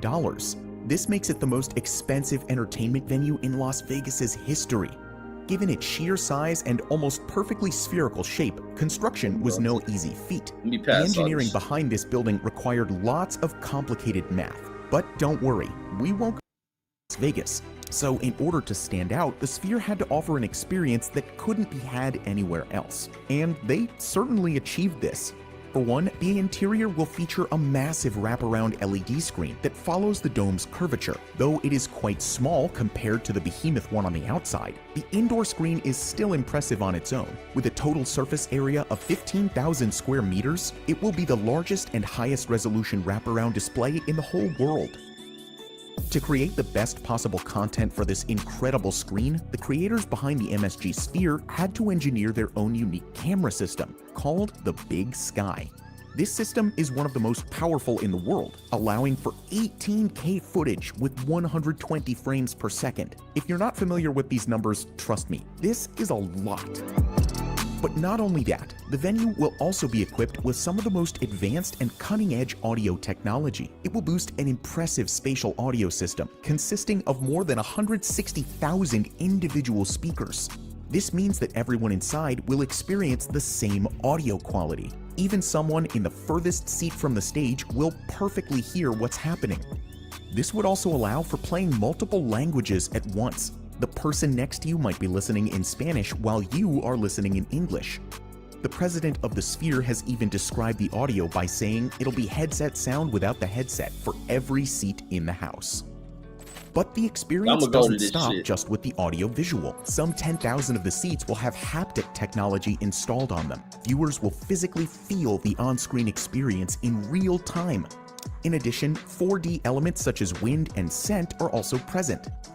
Creators will be able to create an experience so realistic that fans will start to question their reality, says the Sphere president in a presentation. Stupid, the technology behind all of this is still pretty much brand new. Because of this, an entire production studio meant to create content just for the venue was opened in 2022. This studio aims to partner with different filmmakers and musicians to create one-of-a-kind experiences for the Las Vegas Sphere and future spheres. Although the feedback for this insane building has so far been mostly positive from all over the world, there have been valid criticisms over its construction. Some Las Vegas drivers have raised concern over the Sphere being a little too distracting. With its extremely bright lights, some people are worried about the safety of driving around the arena. Because of this, officials have constantly been working with the local government in order to come up with safety regulations. Another criticism is one that's aimed at its future London location. This project has recently gotten approval from the local government to create a similar exterior display with millions of LEDs. However, residents are worried that the building will cause too much light pollution in the area. According to residents, such a bright building could only be possible in a city like Las Vegas, not in a developed urban and residential area, such as Stratford in East London. Despite all of this, one thing is certain. The Las Vegas Sphere is an engineering marvel, the likes of which the world has never seen before. Only time will tell if it's going to be a success. It's already open, right, Reg? What do you... Oh, hell yeah. Man, that should be lighting the sky up like a mug. Because I be tripping on how they get the images on that shit. Because when you look at it in the daytime, you can't even see like lights on that shit. Say, just so you know, Deuce, they gonna string your ass. You'll be banned. They gonna string you up for writing shit like that. Oh, I can't say that. No, that's all. I didn't know that. That's why I'm a little uncool. What the hell is a stamp hits? EBT. I'm talking about them EBT. Everybody's worried about the stamps and shit. I was trying to see that they hit. Everybody in New York. You know what I mean? Oh, that shit big news today, homie. That's why the judges trying to force this nigga he got to put this money into it. That nigga. Oh, is that right? Yeah, Deuce. I know you love old Papa Trump, but it's true, bruh. None of that shit was going to happen, bro. Like, this is bullshit, bro. No, it wasn't, dog. Like, get the fuck out of here, man. Oh, good Lord Jesus Trump and Deuce is his disciple. No, bro. The fear mongering from these bitch ass motherfucking Democrats. Oh, it was stamps, and they're not gonna make no fucking official announcement to the day before. Get the fuck out of here, man. This is bullshit. There's been a fucking rumor since the beginning, like 2-3 weeks now. Okay, nobody say nothing. These motherfuckers on vacation. These niggas having parties and shit. Can't nobody say, oh, this shit's unfounded. None of this shit is true. They want to say and try to scare people and fucking manipulate people to try to think a certain way. And this shit is just bullshit, man. Like, man, I'm so sick of this fucking symbolism and these fucking semantics and shit. About Trump, huh? No, bro. I'm talking about the people, bro. How brainwashed the people are. Like, these motherfuckers really gonna talk about, oh, they'll take away EBT. They're gonna take away EBT. Get the fuck out of here, bro. And I'm gonna take away Medi-Cal. And I'm gonna take away Section 8. And I'm gonna take away none of that shit. But EBT, what they gonna take away? And I'm gonna take away SSI. All this shit is way more than a fucking EBT everybody's talking about. But this motherfucker gonna take away EBT though, man. Get out of here, dog. On everything. You forgot to say amen, Trump. This ain't about Trump. It's about this dumbass fucking. It's about this damn mainstream media and all this bullshit ass fear mongering these motherfuckers is doing. I'm just trying to get down to the business, man. Like, they should have these fucking debates on live TV. They should do a fucking versus debate with the Senate. Tell Chuck Schumer, bitch ass. Let's take it to the stage. Let's put the facts on the table. It's gonna be like a fucking OJ trial. We're gonna have this shit 24/7, gavel to gavel. These are the facts. This is what we're fighting for, and then we can sell it out like this. Like, shit, you niggas work for us. Are you doing all this fucking secret meeting in back rooms and making all the decisions and shit? We need to vote on every motherfucking decision is made. We can pull out a special election, how we do in California every fucking 6 months. Get these ballots out. You niggas want to do this shit? Any line item on this fucking bill budget, I think it should be voted for. These dumbass bitches don't fucking already screwed up everybody. They're all compromised. They're all fucking sold to fucking lobbyists and all these fucking global elitists. And I just want to fucking, like, I want the business to be where the business is, man. Like, I have a right to know. Well, if my you should know where your change at. If you want to know anything, go ask that motherfucker where your damn check at. Oh, the chain's still popping, bro. Don't worry about it, man. I'm believing ass motherfucker, boy. You so yeah, whatever, bro. I know. Well, you know what I mean. You did it before. Amen, Donald. You forgot to say that. Well, that's the way you want to look at it. You know what I mean. Your prism is my prism. Nigga, your belief in them. You come here talking about some old liberal shit because they got you hoodwinked with that shit. The shit, you got Republicans even talking about this shit. This ain't no Democrat shit. This is what really was going to happen. Who's the one holding the American people hostage? Republicans. So-called. Republicans. Oh, is that right? Republicans coming to the table to vote. Democrats are on vacation. They're not coming to the table to vote. They trick and treat. From my understanding, they went to the voting thing 13 times. They voting to cut your motherfucking medical off for those who get. Yeah, my medical off. But when we read the article, they're talking about Medi-Cal for rural farmers. Bro, they talking about immigrants going. Yeah, your misinformation page got shut down, so that video's in the bit. Lie to y'all is they gonna give it to immigrants. Like, yeah, right. They don't want to fucking shit. You don't believe that immigrants get all these benefits, but you can believe what you believe. Yeah, I know. Whatever. Like, you ain't gonna make it taking food stamps and shit. Motherfuckers go to work. Yeah, right. People will go to work and have 6 different baby mamas and 9 different kids all over the fucking country. And they all getting fucking Medi-Cal, all these benefits and shit, and they don't know their fucking real name. You don't know how old these motherfuckers is, none of that shit. Well, you want to sit here and dump all this motherfucking resources to these bitches. Man, every immigrant ain't just the fucking Spanish speaking one. I didn't say that shit either. Oh no, that's exactly what you're talking. Because no, I'm not. We talk about these motherfuckers from Ukraine, and you don't know their real names. These motherfucking Arabs, they come through the southern border. Go ahead, spit your malinformation. I'm saying, you sure you was talking about Ukrainians and white immigrants, or were you talking about the Latino ones that you I said immigrants, but you're so inundated with this bullshit ass mainstream Trump hate. I said immigrants, not Chinese motherfuckers, Vietnamese, Especially these motherfucking A-Rides that own all the fucking gas stations and stores, but they immigrants. They come over here, all this fucking gold and shit, and all of a sudden, you know, they got gas. They're so rich. They come over here, but they don't got fucking paved roads and streets. They don't got paved streets and roads where they come from, but they come over here and they got Mercedes trucks and fucking oil money. Get the fuck out of here. The same people we talk about that alone. I'll be at stores and I see niggas that own stores and shit with a motherfucking EBT card, buying up all the Powerades and all the motherfucking loaves of bread and shit. I see niggas at the store with this shit. I know the nigga. Who are you, Eric? Yeah. And multiple people. And what you saying about them having EBT? Man, say, I can already see where this finna go. Here we go. Man. That's Deuce in his love with Trump, so it gotta go there. We'll get over it. I didn't bring up Trump. You did. You know, you're a hate for Trump. You inundated you hit what who's you say? The nigga hypnotized by hate. You talking about immigrant? I mean, no, you talking about EBT in this lie.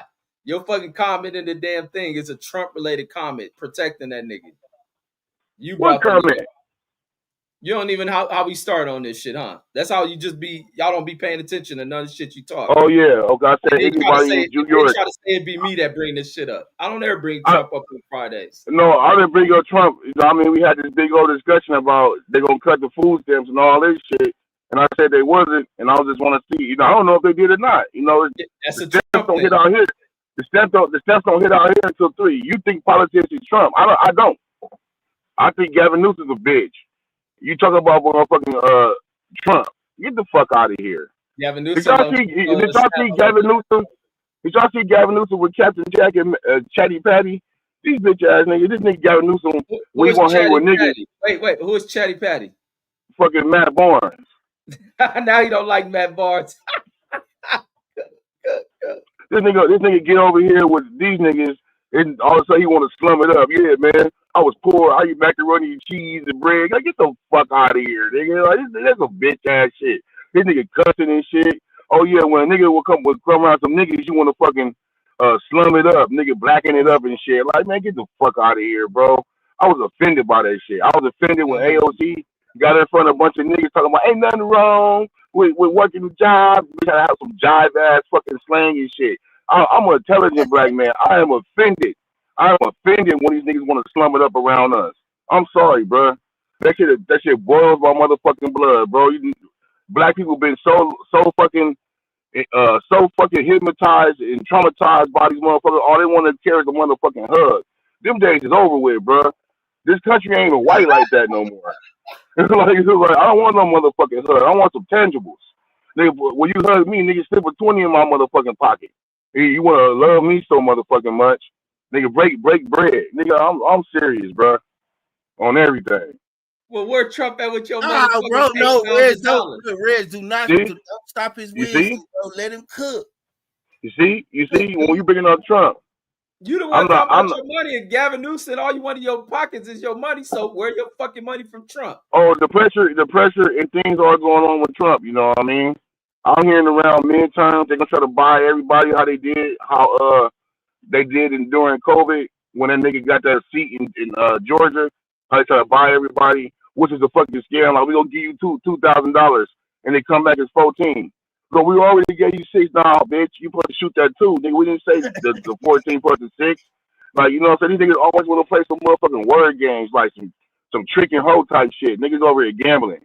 Yeah, man, I only got $77. Can I get the quick visit? You know what I mean? Like, nah, bitch. You know, we know what the paper is. No, don't sit here and try. Nah, man. Nah, bro. I'm a real nigga. I'm a real intelligent nigga. What? Where is the Trump money? Well, I'm hearing that things are going on, bro. No, I'm tired of hearing things going on. He got how much money? Yeah. How much money? Wait, Brandon, hold on, no, bro, because I know what you're trying to do. Wait, Brandon, no, because the nigga love Trump too much. I'm trying to wake him up. So yeah, I love Trump. You bring it up. You hate Trump too much. How much money in tariffs did this nigga bring in? He said record amounts. What's the number? I don't know the number, bro. I'm not a motherfucking calculator. Lying. So I'm gonna tell you what he said. How do you know? How do you know how you know you ain't lying? How do you know what he brought? The dumb nigga blurted out his dumb ass mouth. He said $17 trillion. Oh, I don't know. I don't follow Trump like that. I don't know when he wipes his ass. I don't know when he sneezes. But you know, other people do. Other people know what kind of vacation he takes. That's not my thing. You know what I mean? My thing is the business. My thing is the truth. But you know, some people can follow Trump and see he wearing matching socks. You don't follow Trump, but you talking about some things going on and all this on and on and on. Yeah, in politics, bro. Trump. No, in politics. On and on and on. In politics. In politics, things are going on.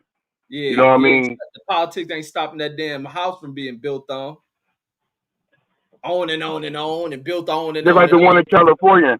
They put the one they making the new state capitol building in California, but guess what? That was tax funded. You know what I mean? Taxpayers are paying for that. What was tax funded? The expansion they're doing the state capitol out here. Nah, I'm talking about the White House. Well, I'm talking about California. I never go to the White House. I don't deify East Coast niggas. I don't give a fuck about none of that bullshit. 13 colonies, nigga. I'm from the Wild West. My blood and soil is something here. So look at these excuses he got from Trump. It is so hard for you to bash. No, I don't want to talk about Trump. You do. Write him a love letter or a hate letter. Whatever. You know what I mean? This nigga ass. Protect them, and then you gonna talk about other politicians. Why you gotta talk about? But that's more pressure than me. That's more pressure than me. What's the thing you say about Trump? Why you don't talk about? Because you don't hate him or something? Why am I supposed to talk about Trump right now? Same way why you talk about Gavin Newsom. Because Gavin Newsom has affected me. Hey, you talk about. So what about Schumer? Where's Schumer from? I don't fucking know. New York. So why you talk about him? Because he's the leader of the fucking Democratic Party. His ass again, dude. like man, you talk to these niggas from Arkansas and shit. I'm from California, bro. I graduated high school. You know what I mean? All that good shit. He's college. You know what I mean? Like, bro. You're a Trump lover, bro. Schumer ain't. That's through your eyes. You know what I mean? I'm not inundated with hate. I like to spread love. You spreading love, but you talking about Gavin Newsom a bitch and all this other shit. He is a motherfucking bitch, bro. You see that nigga playing basketball, I'll trip that nigga, bro. This nigga Gavin Newsom done squandered motherfucking $2 billion in fucking 6 years on homelessness, and only place the motherfucking money is going in these motherfucking Silicon Valley niggas' pockets. They shutting down centers and shit when Trump came up in here and cut that fucking federal funding to this nigga bullshit. Nigga, where the motherfucking paper at? Why this nigga talking about eating macaroni and cheese? He ate macaroni and cheese, homie. Trump ate from the I don't believe that shit. He ate silver spoon and cheese. Yeah, I don't believe that shit. Nigga, I don't believe that shit. Trump affair, man. You nigga. Yeah, right. You buy it to the Trump hate. Trump love. I don't know what. Trump, nigga. I ain't saying I love that nigga. I don't. He a bitch. Certified bitch. Yeah, I don't know what you talking about. Just because you're not pro doesn't mean because you're not pro doesn't mean you against. I ain't anti-Trump neither. He just a bitch. Yeah, whatever. That's how you feel. I don't want to. I brought up Trump one time. Fuck Trump. Yes, you did. You brought Trump. No, up. I didn't. You came in here no, I didn't. You brought up Trump. You came in here talking about what's up with the EBT when they? I'm asking a genuine question of inquiry about subjects we've had. I can be inquisitive about prior subjects. You know what I mean? There's even Republicans who are pushing to fund. No, Brandon, that shit don't work. Just like there were Republicans pushing to fund EBT. It ain't no Democrat thing. Why you bring up Trump though? He right. He brought Trump up. No, he didn't. Man, I'm gonna go back and play this shit. Keep cooking. You ain't got to. I got to do everything. No, you don't, bro. You brought up Trump. No, what I'm saying is, he was talking about. He was specifically asking about. No, he was not specifically asking shit. He was insinuate Trump ain't the damn problem. Trump ain't caused nothing. Y'all lying. It was basically saying y'all lying on Trump. Yeah, Trump is your problem. It's not my problem. Trump alone. Trump's not my problem. Your problem. I told him today. I said, "Man, bro, Trump is." He's talking about Trump is the problem. I said, "No, Trump is your problem." that is the problem. Right, nigga. Reggie got Trump derangement syndrome. And the lost Negro. And that's fine. Hey, and that's fine. Hey, you know how people be we be trying to have a Reg intervention every Friday night, but he be fighting us, bro. This you be fighting. It's okay, bro. In 8 years or whatever, we still doing this shit. Oh, y'all was right, man. It'll come up. Don't worry about it.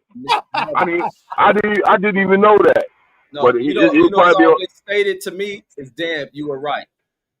He'll probably be on your 19th channel, Reggie Owens Part 17 conversation with Reggie Owens Part 7, channel number 8. Can we back that part up and go into this shit about with the Trump shit? No, bro. Hey, Brandon, stop trying to defend people when I'm always right. Bro. I'm going on mute. Go ahead, play it. The images on that shit. When you look at it in the daytime, you can't even see like lights on that shit. Economy and just so you know, Deuce, they gonna string your ass. You'll be banned. They gonna string you up for writing shit like that. Oh, I can't say that. No. That's all. I didn't know that. That's why I'm a little uncool. What the hell is a stamp hits? EBT. I'm talking about them EBT. Everybody's worried about the stamps and shit. I was trying to see that they hit. Anybody in New York, you know what I mean? Oh, that shit big news today, homie. That's why the judges trying to force this nigga he got to put this money into it. See, you just brought up Trump. Is that right? You just brought up Trump. No, I didn't. No, you said this nigga. That's Trump. You said no. That's him bringing up EBT. No, that's you. No. So how was that bringing up Trump? Dog, I'm bringing up politics. Yeah, you brought up Trump. No, Brad. You brought up Trump, not me. No. I know what I said. No, yeah, you know what you said. I thought the EBT wasn't gonna hit, knowing that it's directly associated with Trump. You did that. No. You think the EBT directly associated with Trump? I don't, bro. You do. That's why you came in here with that shit. Oh, you do. All right, Nostradamus. Hey, tell me the lottery ticket, the lottery number for tomorrow. You know everything. You know everything. We can split it. They split that shit out. You would have got a mega meal too, Reggie? Of course. Reggie wasn't bullshit. Reggie said, of course. Yeah, I got a mega meal. That's the only kind of gambling I do. I don't go to casinos. Okay. Is that gambling? I don't do sports betting. Yeah, that's gambling. I said that's the only kind of gambling I do. No, Deuce was like, is it gambling? Hell the fuck playing the lottery. I didn't know it was considered gambling. Fuck anything involving money to make money is gambling. Anything that's a game of chance. That's in the Quran, it's called a game of chance. So when anything you playing, it's a game of chance. God damn, this nigga will pull up CNN. I can pull up Fox fucking News and they're gonna say the same fucking shit. Let me go to Fox. This how deranged you are with this Trump pull up shit. InfoWars. Say, man, don't you type in InfoWars? Say, don't you type in no InfoWars on your computer, man. That's why this nigga's so fucking delusional. Man, you better not type in no InfoWars. And I ain't typing that retarded shit. That's not typing that in on your computer. You going on where you get this retarded shit from. Do not type in InfoWars. That's why he coming here believing in this retarded shit. Oh my goodness. Let me go to Fox News. News. Don't even go to none of this shit, dog. This is Trump loving ass Negro. Don't go to none of this shit, bro. Like the death supposed to hit. Federal judge blocks Trump's orders requiring citizen proof for federal. No, not that one. Hold on. Yeah. I'm feeling more confident. My God. No, ain't no my God. My God. All type of judges blocking this nigga. All type of shit coming up. Man, type of shit I don't understand what the point of this is. You brought there up was always going to be stamps, but it was never going to be a problem. They come at the 12-hour talking about it's going to be stamps. Man, get the fuck out of here. And tell that nigga where the money. Yeah, I know, huh? What a surprise! Come in at the 12th hour and save the day, man. You can believe that shit you want to, bro. Bro, this is hilarious, bro. I'm not gonna lie. This is crazy, man. Like, oh man, what the it's fuck? Not. It involves this your president, boy. Bro, you inundated, man, with this bullshit, bro.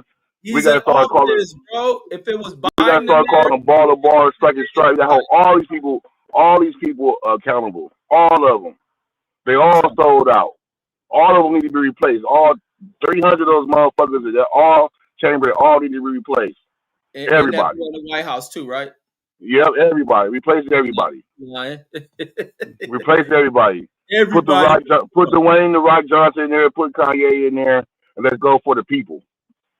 Let's get the power back to the people. So when some of that that tariff money coming to the people, then he making all this damn money he talking about. That's what I heard, but yeah, you heard it from where? Numerous sources. What's the I got this app on my phone called Newsbreak. Hey, would you stop, please, bro? They give me information about things they probably heard me say over these airways and shit. They're always listening to me. I say something, and then as soon as I try to search it, it's already connected to me. Me and this phone been together for like 12, 15 years, so they got all my shit down. They got all my shit down right, you know what I mean? So certain things I say on these things, and it comes up. They send me alerts and shit. So they told you that Trump working on that money? No, I see that Josh Hawley had some shit popping, some kind of bill he was trying to introduce. There's a couple of guys introducing bills. Things are going to pop.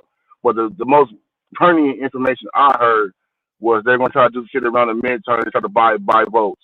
So, but no, however change come. He's supposed to do this shit to help the people. Yes. So when is it coming without it being some goddamn charade, some gimmick, some scandal? I don't know, bro. Probably these niggas start arguing about giving up. Elon Musk had all this damn money for you. He ain't have a fucking thing for you. He gone. Him and Trump beefing. Well, so I see them at Charlie Kirk's funeral, knee to knee, doing the same hand sign. I see it, so you know what I mean. Yeah, I see them guys talking. Trying to fuck his wife, like everybody else in his administration is. The whole butt. They all share wives and girlfriends and shit, and mothers and sisters. So it's par for the course. It's par for the course. I'm not in that world. You know what I mean? Now that I've here go Fox News for you. What that shit say? Bro, I don't care about none of that shit. All this shit charades to me. Trump and men must keep SNAP benefits in place as shutdown drags on. Because they worried about the motherfucking benefits not going to the people who need it. Like, come on, bro. Yeah, that's cool. That's all I brought up. And it turned into Trump shit because that's exactly where he was going in there to try to use it as it was all scare tactics and lie, trying to blame Trump. He brought the Trump shit. And you can believe that these judges working on Halloween. You can believe these judges working on Halloween and shit and punching the clock and doing all this shit. You can believe that shit. Not a motherfucking national holiday. Halloween is a big ass thing to white people, bro. I don't know what the fuck you talking about. National holiday, Halloween is a big ass thing to white people. You know what I mean? Schools closed, banks closed. Brandon, is Halloween important to white people? Yes. No. So absolutely. What was closed? It's probably right under Thanksgiving. It's probably like the Thursday of the fucking holiday. What was closed today? What was closed today? Bro. No, not bro. That's not to say. That's not to say what's closed. Hey, but type in Halloween. Hey, but this what you do. Type in Halloween party live on YouTube and see how many motherfuckers out here party. Niggas leaving work early. Niggas barely working at work. Like, what the fuck are you talking about? Bro, these niggas is reading, is solving cases and shit. Yeah, bitches out here with their ass out. Look, crazy. Listen, hey, you always pull up costumes. No. We ain't talking about you always wrong ass niggas. What time does Halloween kick off? Right now. All motherfucking day. No, at night. These niggas have parties. They have parties at work. No, all kind of shit, bro. Like, Time out. You done fucked up. They have parties where? At work. Oh, okay. Meaning the business wasn't closed, right? Man, who said the business was closed?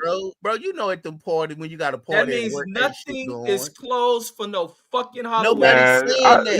You can have all these ignorant ass fucking conversations and semantics, bro. But you know what we saying, you know what we talking about.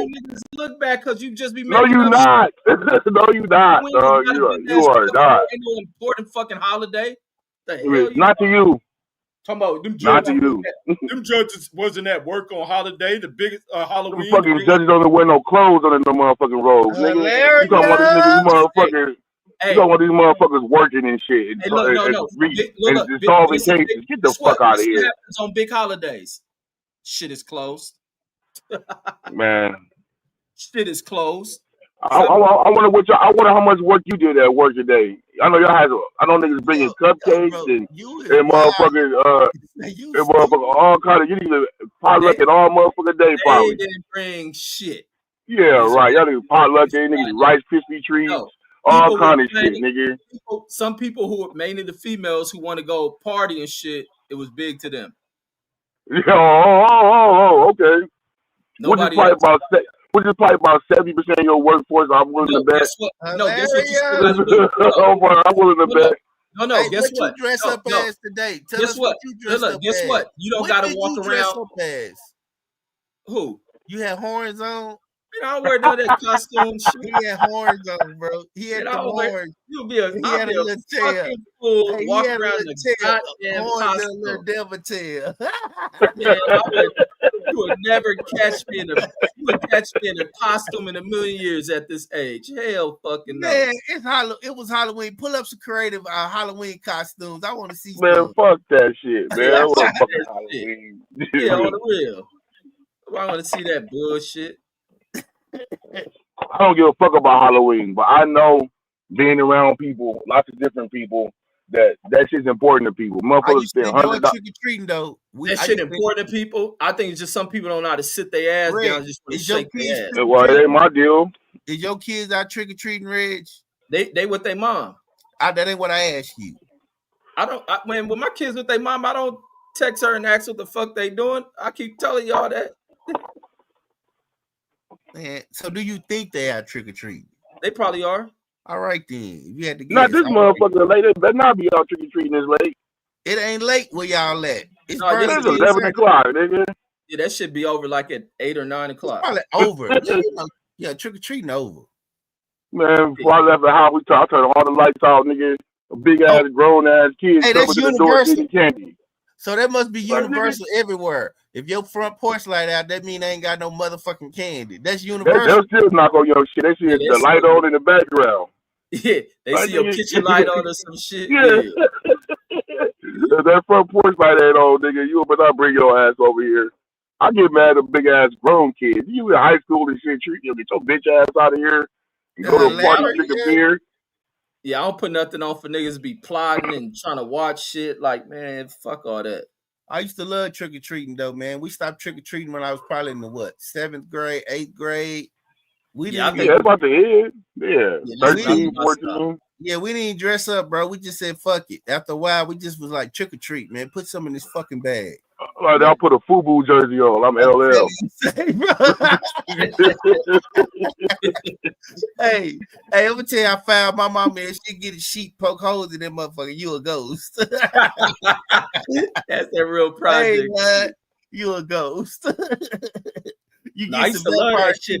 Get some vampire free ass candy shit. Get some vampire teeth. Yeah. And pay your, remember the plastic wax ass vampire teeth? Yeah, I used to love hell yeah. I love that shit. Red trying to act like he didn't enjoy Halloween shit. Nigga, I did, nigga. I'm 40-something years old. As a kid, I love that shit. I'm a candy fiend. I know. Hell yeah, I love Halloween. But after a while, I got over that shit. I'm gonna tell you, the fly shit used to be the Halloween party. You had the cool mamas. They have a Halloween party, you know, where you be bobbing for apples and shit. Then it turned into the grown folks party. Yeah. Yeah, that's how my neighbors. I've been in one of those before as a kid. Boy, that shit be nice. They be walking around. Some of the women be like Dracula and shit. You get to see ass cheeks. You be like, oh shit, it's gonna get hot in this motherfucker. That's why Reggie was like, my kids can't go to no parties, no Halloween, nothing. Fuck that. Who be saying that? You like they ain't going. No, I ain't gonna be like that. I'll be wanting to watch that shit. I ain't into them like how you say you took your kid go to the party, man. I'll be wanting to watch that shit. You around all these young ass kids, or you be wanting to know the crowd. Like teenagers be on. Let's see what kind of party Dude's gonna be on the same shit I'm on. No, he not. Man, for real. Dude, what's the oldest child you raised already? My oldest is 24. Okay. 25. He just turned 25. Okay, when your oldest was going out, right? Like she say, Daddy, drop me off at this party when she like 15, 16, right? I wasn't with no party shit, bro. I'm gonna tell you for real. I'm not with no party shit. Okay, so you can go to a bowling alley, you can go to the movies. I just wasn't with no party shit. She went to a party, she snuck to that motherfucker. Thank you. Like, nigga, I know what I used to do at parties. I know how I used to do at parties. Exactly, dude. What about your son? That's different though. As a boy. That's what I told. That's exactly what I told Red. Man, I still Red, be wanting to watch that because niggas get in the shit. I still be watching that shit. Nah, he gotta handle his own. You gotta handle your own camera. Man, I ain't with accepting that nigga just going out on his own. Red, what if you see one of these youngsters just slap the shit out of your son? What you gonna do? He better learn how to fucking fight. But these young niggas don't. But no, these pussy ass niggas don't fucking fight. That's the thing. This is shit I'm talking about, Brandon. These niggas is bitches. These niggas cower like a motherfucker. They act like they tough. They do all this shit. These niggas bitches. You watch these niggas walk around with some guns you don't even see in the military. These niggas is hoes. They go to these parties because ain't no adults watching them. They fucked up in the head. They off perks and all type of other shit. Let it be at the party. All they get kicked out the party. They reaction to shoot the shit up. Shoot the motherfucker up. Yo. These niggas don't fight. You look at these young kids. These niggas knuckles is all nice. They half these motherfuckers go to the nail shop with they bitches. They do 120 pounds. Yeah. You would let your son go. You would drop your 16-year-old son off and be like, "Hey man, be careful." It depends what kind of party it is, though. To me. If you talking about some house party, I'm probably cool. But everybody house party like that anyway. So, but like if it's like some gamer night type shit, I'll let that nigga go. But like some house party and freaking and all that shit, nigga, nah, nigga, who there? That's what you got. Who you going with? Exactly, dudes. Who you going with? The shit is over now. I mean, he done came and went. That shit over. That nigga ain't back. Look, he ain't got nobody on his side. He's trying to act like he back. No, I don't need nobody on my side to think about it. See, tell him to come and tell us about the party then. He with his mama. Look, he ain't back. I'm telling you, he with his mama. I ain't know his mama hit another party. It's probably what time is it? What time is it? 1 o'clock out here? Yeah, his mama hit another party. It's 12 at night. So what? It's 1 o'clock in the morning. But look, no, so Brandon was like he would let him go, but tell him what your wife did. I'm not married. Man, well, you know what I mean. Tell him what the mom did. She sat outside. Exactly. And she asked me, she was like, would you sit outside? I was like, no. I was like, but I'm not gonna stop you if that's what make you feel comfortable. For him, that's fine. But I'm not finna sit outside for his ass. I'm gonna tell him, hey man, you know what to do. Get your ass in now, be outside 11:30, walk your ass outside. That's it. Yeah. So you too comfortable and act like this shit man, don't pop up. I'm trying to raise a man. You gotta be independent. You gotta go out into this world. He got 2 years. Be independent, but they can go all the way until they. Oh, he's gonna go to college in 2 years. What the fuck is you talking about? Who going to? Oh, but you still gotta watch shit. I'm gonna watch him here at college. Man, I'm talking about certain functions. You just don't let that nigga go to any old function. He gonna be able to go where the fuck he want to go into when he go to college. What you gonna do then? You got a point. You got a point to a certain extent. But do I just let him go? I don't know, but you got to let them go and experience the world. You know what I mean? Only thing you can do is just prep them before they leave. Hey man, if it get too hectic, you know what to do. Don't be no dumbass. You know, I talk to him like that. Don't be in there. You be like, is this nigga part of the group that's with the bullshit? A lot of parents don't even know that shit with their kids. They don't talk to them. No, most parents who don't pay attention, you can look at your child. You can look and see what he about. These motherfuckers ain't hiding. These children don't hide. They ain't savvy enough. They don't give a fuck trying to hide from their parents. What they are, you gonna know.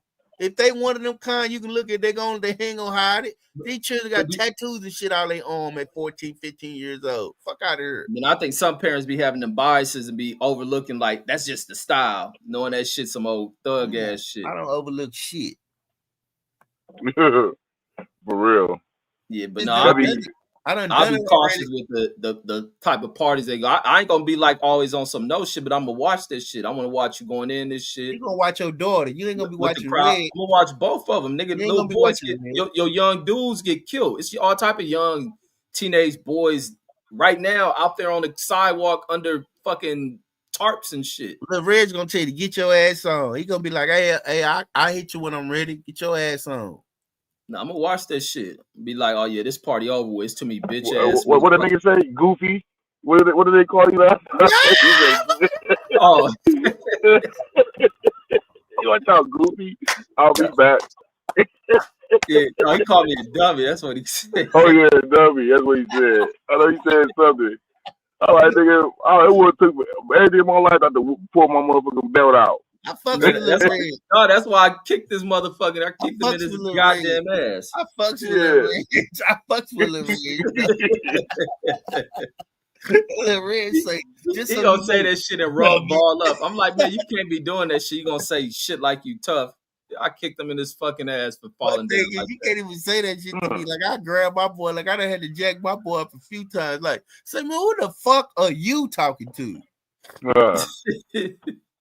I was walking by. I guess I was talking too loud. He was like, "Hey, man, you need to be quiet." Who you talking to? First of all, you telling me to be quiet through the fucking door. Man, my house. You a fucking visitor. Somebody was in that room. You do know it was some more children in that room before you was, right? Bunk beds and all kind of be quiet. I'm walking by the. I don't know if I was singing the song. I don't know. You know me, I be singing songs and shit. That motherfucker said, "Be quiet. You need to be quiet." I said, "What? Who you talking to?" He talking through the door. Come to the door. Nah. Unlock the door. Nah. Man, come your ass to this door. Say, man, who the fuck you talking to? First of all, you a guest. This is my house. This is not your home. You a visitor. I just want you to know that. You a visitor. This is temporary. You cannot live here. You cold as fuck saying that shit. Oh, man, you crazy. Temporary as shit. Man, he gotta go get his own house, bro. And then I wanted him to know. He know when it was little, it was other kids in there. Is they in them rooms now? Hell no. One of the rooms is goddamn den, and I'm gonna turn his room when he leave into a library. Fuck is you talking about? This nigga cold, man. I'm serious. He know. He got mad. He was like, man, when I leave, you better not turn my room into a library. I ain't never coming back. I was like, first of all, you shouldn't come back. That's number one. Number two is I always wanted a library, man. Like, I really want a library where I could walk in, you know what I mean, with shelves and shit. That room in there fit perfect, bro. He need to get his ass on. Always have a place back at your motherfucking house. Fucked up. Hell yeah. This whole country thinking ass nigga, man. Your kids and his family he brings. You don't hear talking about how fucked up society is. Never. And how poverty and how hard it is for to make it that you want this nigga out of 8. You crazy. Bye. Get your mother. I don't know where that shit came from. That's why you don't mind that nigga going to a party and not giving a fuck. Talking about you gotta grow up. I let I want my son to live and experience life. 18 years old. Yeah, then that's why you let your ass whatever college. Take risks, go figure the shit out, try to become something, and when they fall, they can come back home. Come back. No, this nigga lost, man. No, I don't know where that shit came from, bro. I don't really know. Like, I already know how motherfuckers stay with their parents, like motherfucking 40 and shit. If they on the point, like, oh yeah, I kicked you out at 18. I don't know when that shit started happening. When niggas out of slavery, I'm not kicking. See, y'all think believing what happened to him in slavery, getting sold off. I'm not kicking him out. What I'm doing is he got to go. He going to college. He going to college somewhere. I don't give a fuck where it is. That college shit is for everybody too. No, it's for him. It's for him. It's for him. You would know better than me, but trust me, it's for him. It's for him. Boys in college and shit.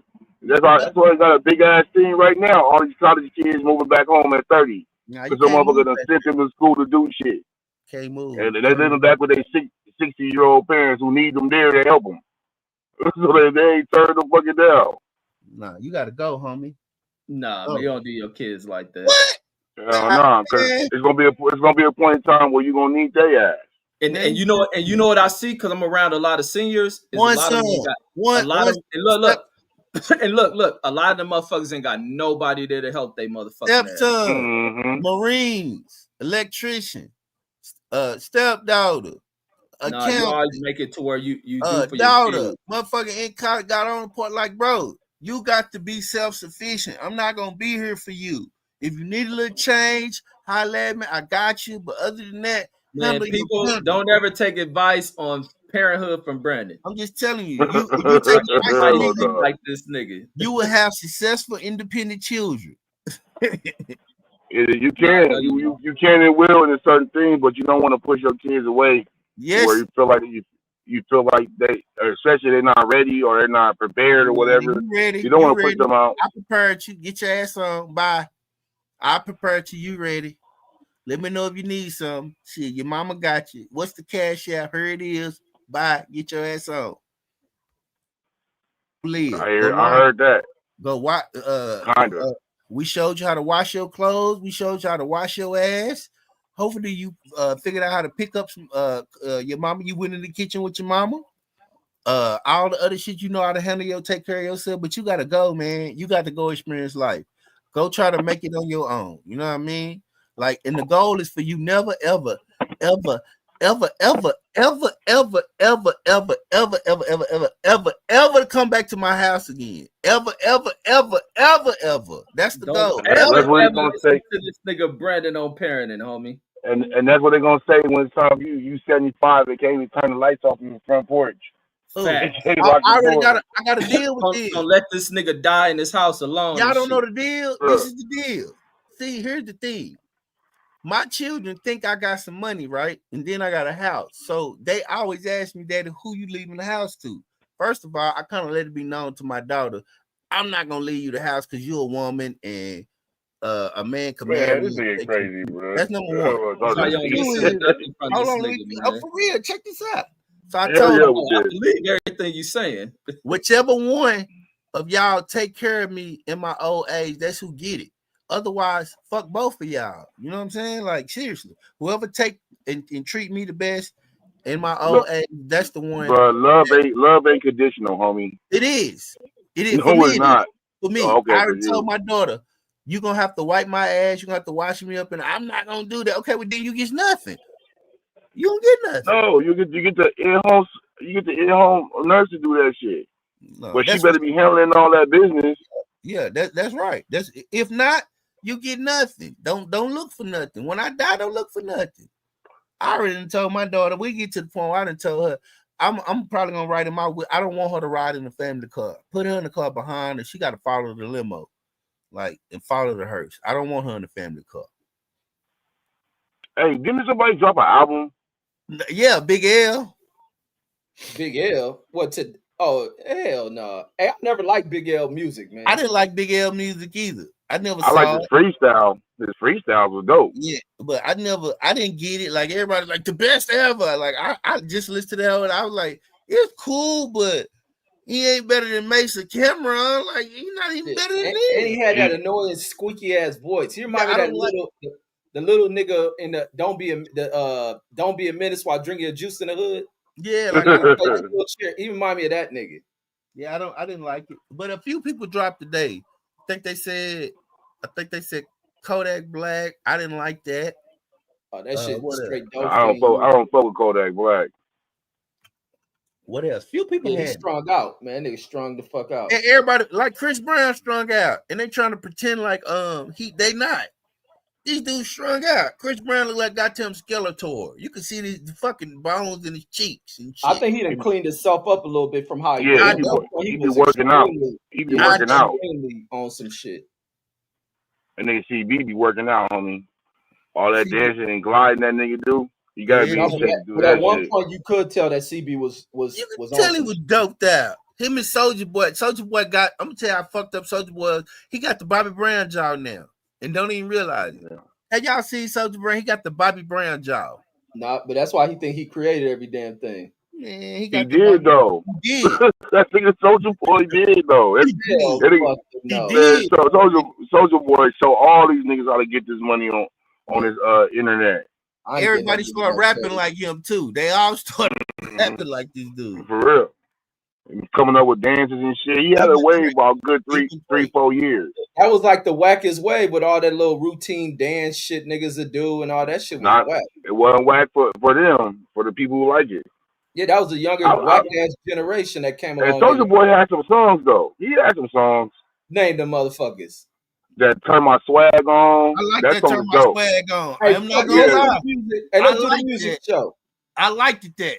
So you didn't like Turn My Swag On, Reg? Hell no. I like Come on, bro. It was cool. It was Only thing I cool. liked about Soulja Boy, I like that he blew up like coming off the internet, didn't have to go through a label and none of that shit. He went through a label. And that the kids like, no, he blew up off of that MySpace or whatever the fuck it was. I know, but label. Yeah, he had Sony. Once he got his buzz. Oh, once he was the first one to show niggas like, I'm blow yourself up. These majors gonna come scoop you. But he kept his masters because he made a lot of his beats and shit on Fruity Loops and shit. So he kept his masters and all that shit. They try to watch him out the game, but he come with a hit that kicked me through the phone. Remember when we were talking about No Limit? All that shit came through my phone. I've been on the No Limit binge. Guess what? I found out how Master P got the Richmond because his mama had moved out there. Well, I told you that the other day. Always right. His mama was already out there. And number two, guess who owned all of that No Limit shit? What now? Master P don't. He sold it all. He sold it to fucking Universal. But guess who owned all of it though? Beast by the Pound. Oh, he doubled back and got that shit. It was that Moby Dick, Odell, and all them. They own that catalog. I seen a video of Odell. They going on tour now. Well, Moby Dick, no, they not. They're not gonna do that. All of them ain't gonna go. They did. It's a video. CJ sent me that shit. BG announced that shit. They ain't going. We'll see. They just gonna have to. They gonna beat Birdman up along the way because bro, they gonna have to do that shit. Birdman ain't going on that shit. Ain't going on that shit. They're not going on no tour, bro. No, now Master P will. They not. Yeah, everybody, them niggas would go, but it ain't gonna happen. Nah. Every time they do a verse, we gonna go on tour. We gonna do this. None of them niggas never do none of that shit. I mean, I remember when Dip didn't do it was because them Dipset niggas was on dope. I don't think you can do a tour with them. Them niggas egos. I remember 3 6 and Bone said they was gonna go on tour. DJ Paul was supposed to produce a Crazy Bone album. That shit never even materialized. Bone niggas, you got the Bone niggas who probably hard to work with. The one nigga on dope and shit. Man, them niggas put out albums every fucking year, 2-3 albums, bro. Man, what are you talking about? What albums? Bizzy Bone put an album out every fucking year. With I'm talking about Bone Thugs, the group. And they working on the album right now. They just put a single out last week. The niggas be in the studio. Bro, they put a single out last week. What are you talking about? You just because you don't know about music, you know what I mean? All right, let me find it. Fuck it, let's do a music show. We can, whatever. Y'all want to do a music show or just say fucking do this? We can pull do a music show. Music up. Well, we can pull music up. I don't know you know what I mean? Whatever. No, Brandon gonna play top 40. Slow. You gonna find some. We'll pull up anything. New album. Man, I'm looking at Bone right now. Them niggas ain't dropped shit since 2000. Bro, it's a song called All Shit. They just put a song out for it, a video out for it last week. It's whack. I don't like it. But I see that whack shit. I see you got a song with Easy Son. Yeah, niggas working, bro. They need the right producer. They gotta find the right producer. Sound like some old YG ass song. I was Them niggas we'll find out now, bro. Yeah, right, bro. Crazy Bone still slicing shit. Niggas, you crazy. You got too much faith, man. When you like shit, you don't even keep it honest, bro. Bro, you listen to that song "We Go Hard, We Go Home." Crazy Bone put out last year. Better than anything you ever fucking hear. And they out here slicing 3 verses. What's the name of it? We Go Hard. Red, we go why you home. gotta do that, Red? Cause he love these niggas. He don't want to accept that some niggas fall off, and I be trying to tell him, no. Bizzy Bone put an album out. Bizzy Bone put an album out last year. Crazy Bone. Crazy Bone. It's called We Go Hard, We Go Home. he got a crown on his head. Probably at 1 million something views. But you know what I mean? Whatever. So it's called We Go Crazy? No, it's called We Go Hard, We Go Home. We Go Hard. Damn, I don't even see that shit. It came out this year? Last year. Oh, last year. I still don't see that shit. Whatever. Man, dudes, you gotta, man, niggas ain't got it no more. They old. Just like you was saying on Ice Cube, I'll play that shit for you. Like, oh, this shit is dope. This shit like, all right, nigga. Quit trying to be a YN. That wasn't that banging. But the other shit was though, right? Out of 5 songs I played, you like 4 of them. You never heard. One song wasn't.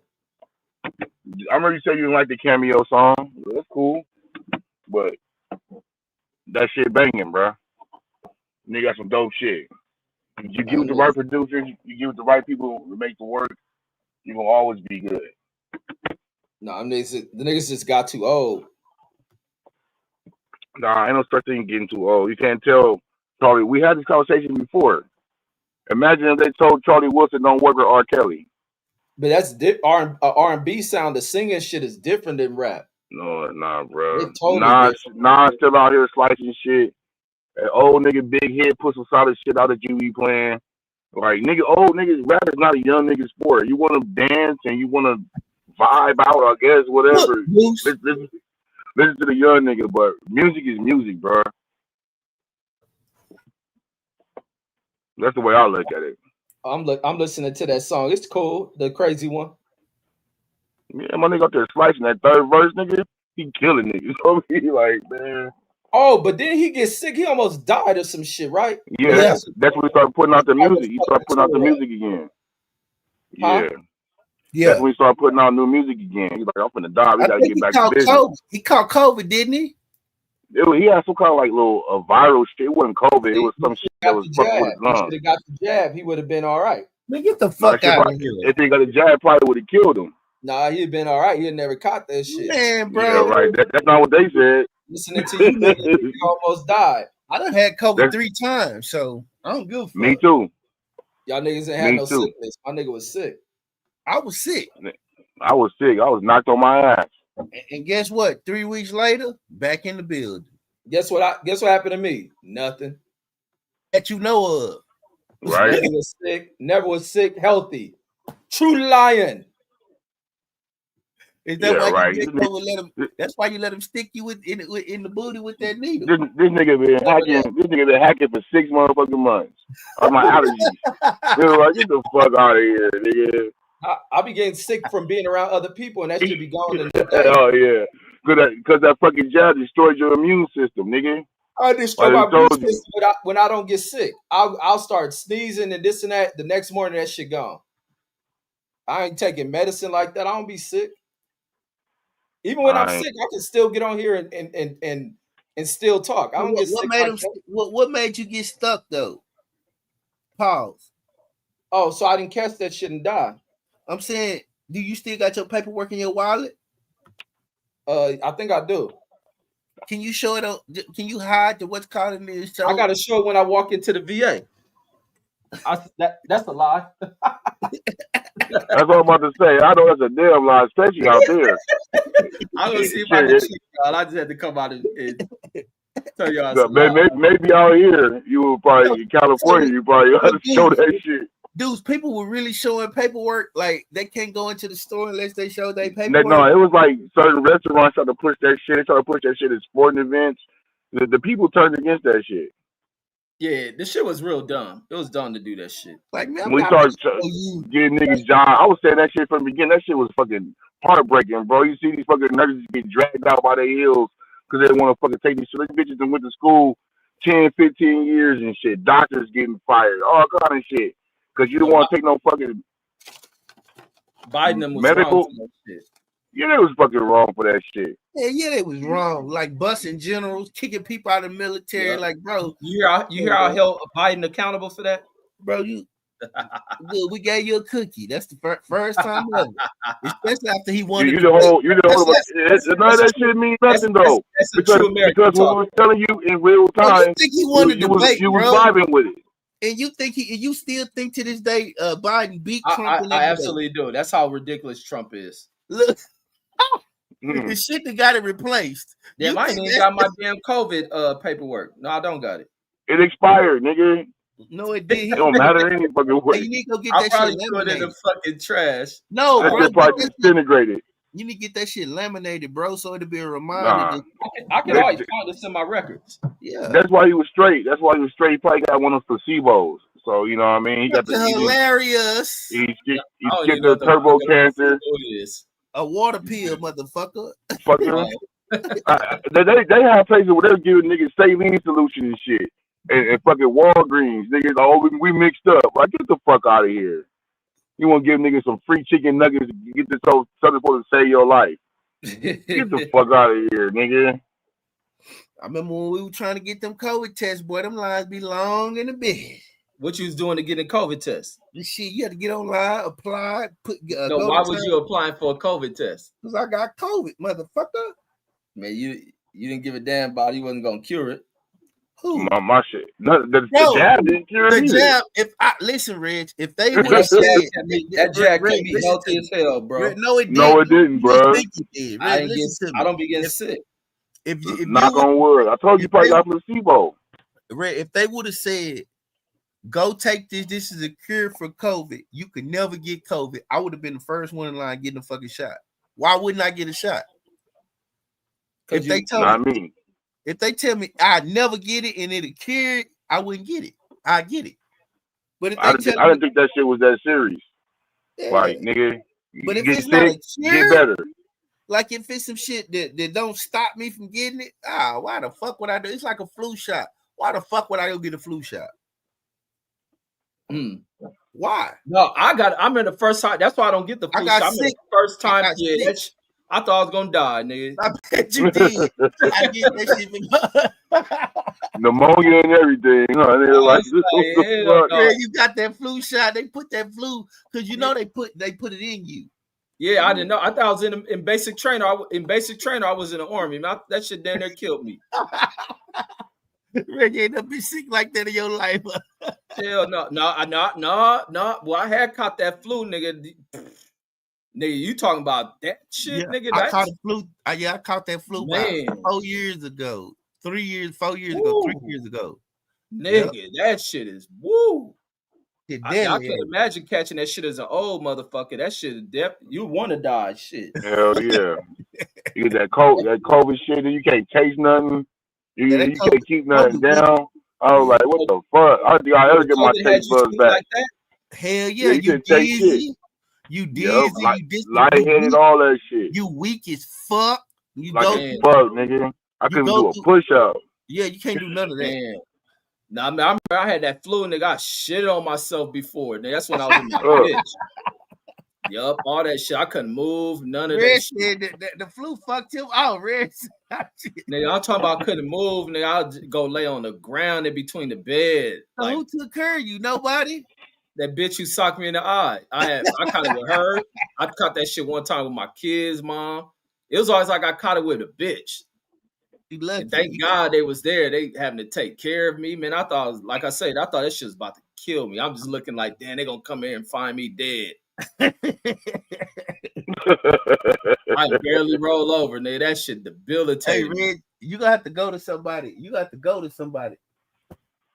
I'm going to the hospital too. When you get sick, you got to go find somebody to take care of you, bro. That's the last place your ass will go is the hospital. You better go to Deuce's house. Deuce gonna have herbs and shit for you. Deuce gonna I'm gonna have a chick take care of me. You know, chicks love nursing a nigga back to health. Shit. Really do. They really do that shit for real. Yeah. Even bitches give you some hot chocolate. You think she doing so? And when you able-bodied, they treat you like shit. Let you be down and out. They rub your head and all that shit. They like nursing and shit. Yeah, then they love for real. That shit is crazy, homie. I couldn't fuck with it though. I couldn't fuck with that jab. Like you niggas talking about some shit that y'all just made up. Like to me, it was just too much bullshit. They're like first you don't need a mask, then you need a mask. Then they lying about the hospitals being overcrowded. They lying about this, lying about that. Like, fuck you niggas. But everywhere you turn, you see all these politicians somewhere eating, somewhere going to the gym. I'll never forget when that bitch ass nigga in New York, that's what he got his ass rolled up. The nigga Cuomo, he's like, well, we see you in the gym. He's like, well, I need to go to the gym. I need to teach. I'm like, you bitch ass nigga. You know that nigga running back for office and shit. Is he? Yeah, he probably is. Why don't get that shit? Probably mayor out there and shit. Man, Trump was on his ass, but Trump was on his ass at one time. He shut the fuck up. All thing I do is be quiet. Trump leave you alone. Just be quiet. Let him talk. They on Trump ass. Niggas don't give a fuck about Trump. That nigga Trump had that nigga rolled up, nigga. That's that mafia. That's that mafia nigga. No, they send the bitches at that fool. That's what happened. Trump ain't rolling them up. Yeah, nigga, you think who you think was behind that shit? That shit. Now the bitches on Trump. The Epstein shit. You see what happened to the in England? They removed that motherfucker who tied to that shit. What you talking about? The prince. The prince. Yeah, his brother kicked his ass out. Like, nigga, you gotta go, nigga. Man, what the fuck you talking about, nigga? Yeah, right. You ain't hear about that shit? I heard about that shit. You think that shit? You think he's actually enforcing that shit? You think he go to the palace? They gonna turn him away? Yeah. Like, no, man. What the fuck? Dude. Yeah, right, man. Yeah. Didn't he strip away even his son lost some privileges to being part of that family? That dude that's TV, bro. No, it's not, bro. All right. So you don't think that nigga stripped away his titles from he probably in symbolism, but bro, you think he ain't able to go to eat no porridge with them, whatever the fuck they eat out there? You think he can't eat no fish and chips with them? You think he can't draw from that budget? Think that nigga gonna be abolished for a while. Man, hey, you see this shit coming out of DC with the National Guard and them teens? What, did somebody shoot somebody or something like that? They showing these niggas out there fighting. Hold on, I'm gonna put this shit on the put it on screen. You know you want to. I'm about to. Hold on. Oh, I'm about to play this shit in a second. I'm uploading it right now. Hey, you need to start putting me and Deuce title, our names back in our show too. Oh, I got you. Cause you know sometimes it don't. Nah, I'm messing with you. I just gotta troll you a little bit. I gotta troll a little bit. Put my name on a marquee. Excuse me, sir. What are you supposed to be for Halloween? We them boys. What the fuck is you doing? That wasn't funny. That was not you funny. In your bathroom humor. Get out of here. Dude, he thought that was funny. Not at all. I don't know. I'm not mad. Things are going how I expected it. For more or less. Hey, brother, what's that shit you said Jerry Jones said? Dudes know what he said. That it's $100 billion worth of gas out here. That's why he ain't trying to fix the Dallas Cowboys defense. He know what he said. It's over with for them chumps. Yeah, right. Everybody, the Cowboys fans was like, man, what the fuck? that didn't offend you, Deuce? Hell yeah, it offended Deuce. He lied. That day, not really. I know his ass talking shit. I know Jerry talking shit, and them niggas is trying to wheel and deal right now. The real thing is the niggas ain't trying to fuck with us. Niggas trying to take us to the bank. That's what they trying to do. No. And you know what's else about to kill y'all? That move the Eagles trying to make. They gonna make it. It ain't gonna happen. So what? They make moves all the time, bro. They not finna get Myles Garrett though. They that ain't Myles Garrett. The legal block that. The legal block that. No, they're not. They're gonna gotta get up off that quarterback or something. They gotta get off something. They gotta Cleveland ain't worried about no fucking picks. They'll give away some draft picks. They don't they ain't worried about no fucking picks. And they don't have them like that. Yeah. They gotta give up Saquon. You gotta give up 3 first-round draft picks or some shit like that. They let it go for the way that nigga playing. Who? Well, here go that video. Here go that clip real quick.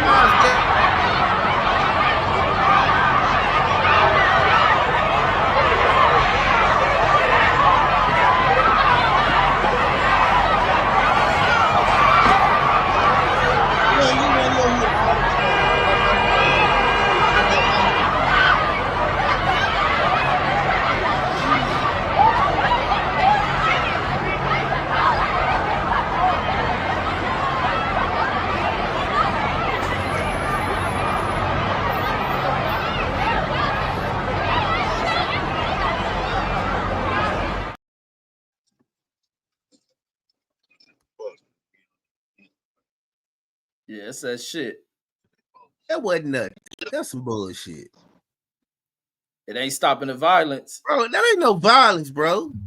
That's a fucking disruption. Hey, they supposed to have everything in check, right? Fuck, you see some violence at. You see them stupid ass motherfuckers out there shooting tear gas. Like, I don't know what that was. I don't even know what that was about. Yeah, you give no context. Yeah, it just popped up. I just came across it. You find that on Twitter? Yeah, I'm gonna pull the news article up right now. Okay. This is at the it was at the Navy Yard. Okay. Yeah, I'm sorry. It defeats what Trump sent the National Guard there for, right? Okay. Hey, so what is having a party? They was having a party or something? Wilding out or what? Yeah. Yeah. National Guard need to go there and whoop them niggas. Don't respect nobody else. Yeah. Go out there and put a foot in their ass. Man, what's real is what's real, man.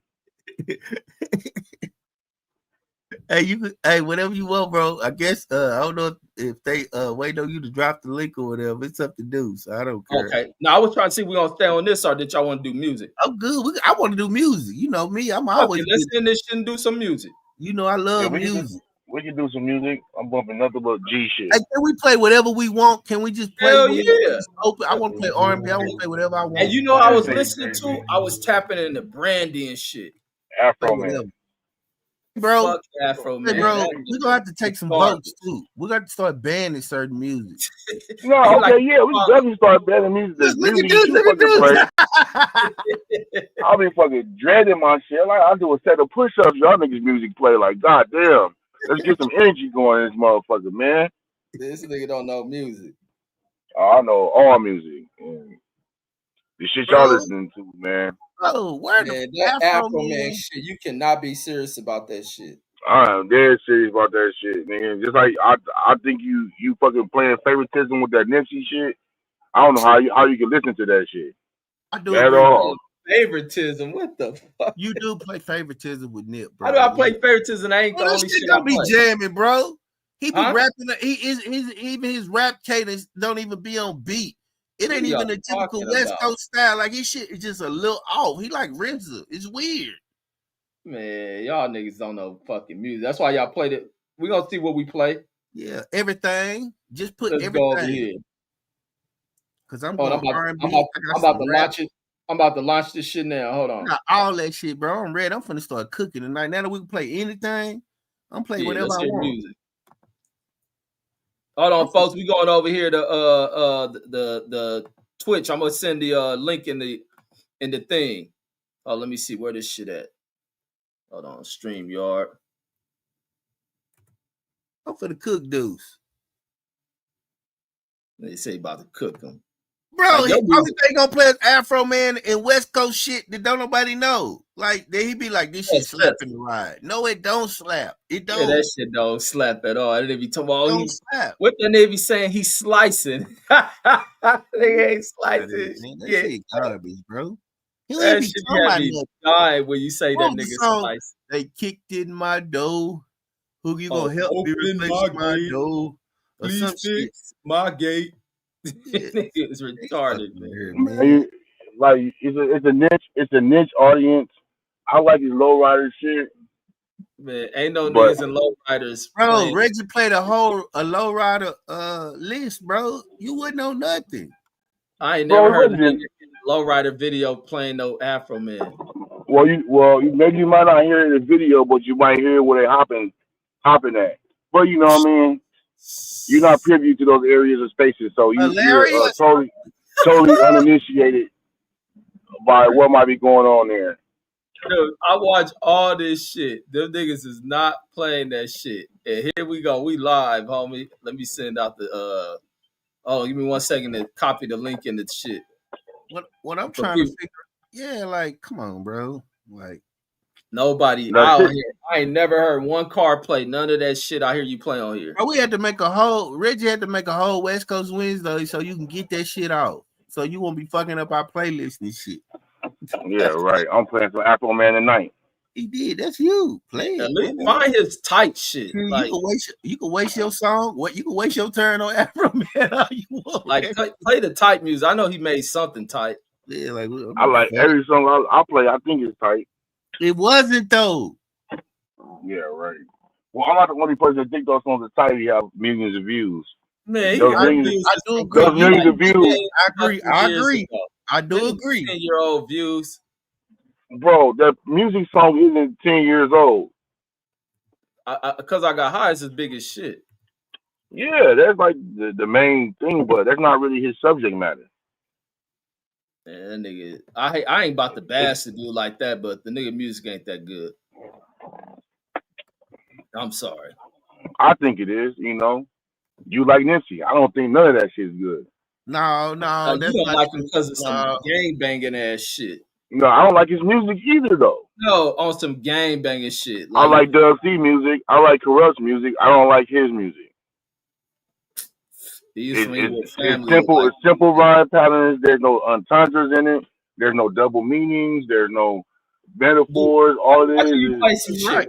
But he is right. No, you're right. But the bass lines ain't funky. You don't play music that sound like that. The shit you describing, your music don't sound like that. Man, my music be off the hook.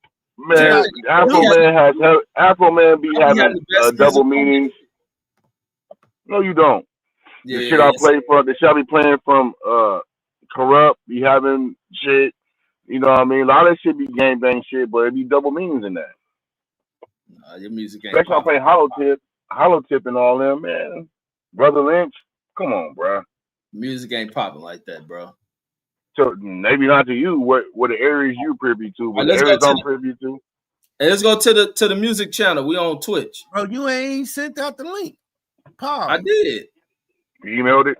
You emailed it. All right. All right.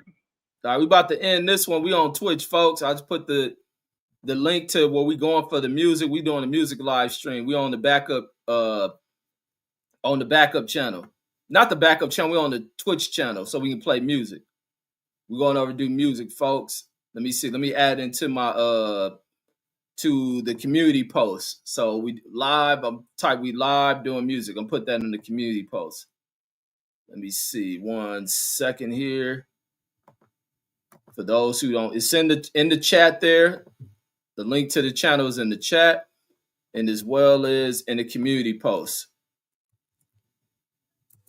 We are live doing music. In 1 second. And shit, while they wait to come in, I'm gonna start that shit off. I'm gonna start off with some I'm gonna start off with some music I got in my playlist. Let's just get the jamming. Let me play some Faith Evans. Just want to tap in this shit. Let me see. What Faith they got on here that I like this shit? Oh, this is classic. Classic. Your love is wonderful. Yeah. And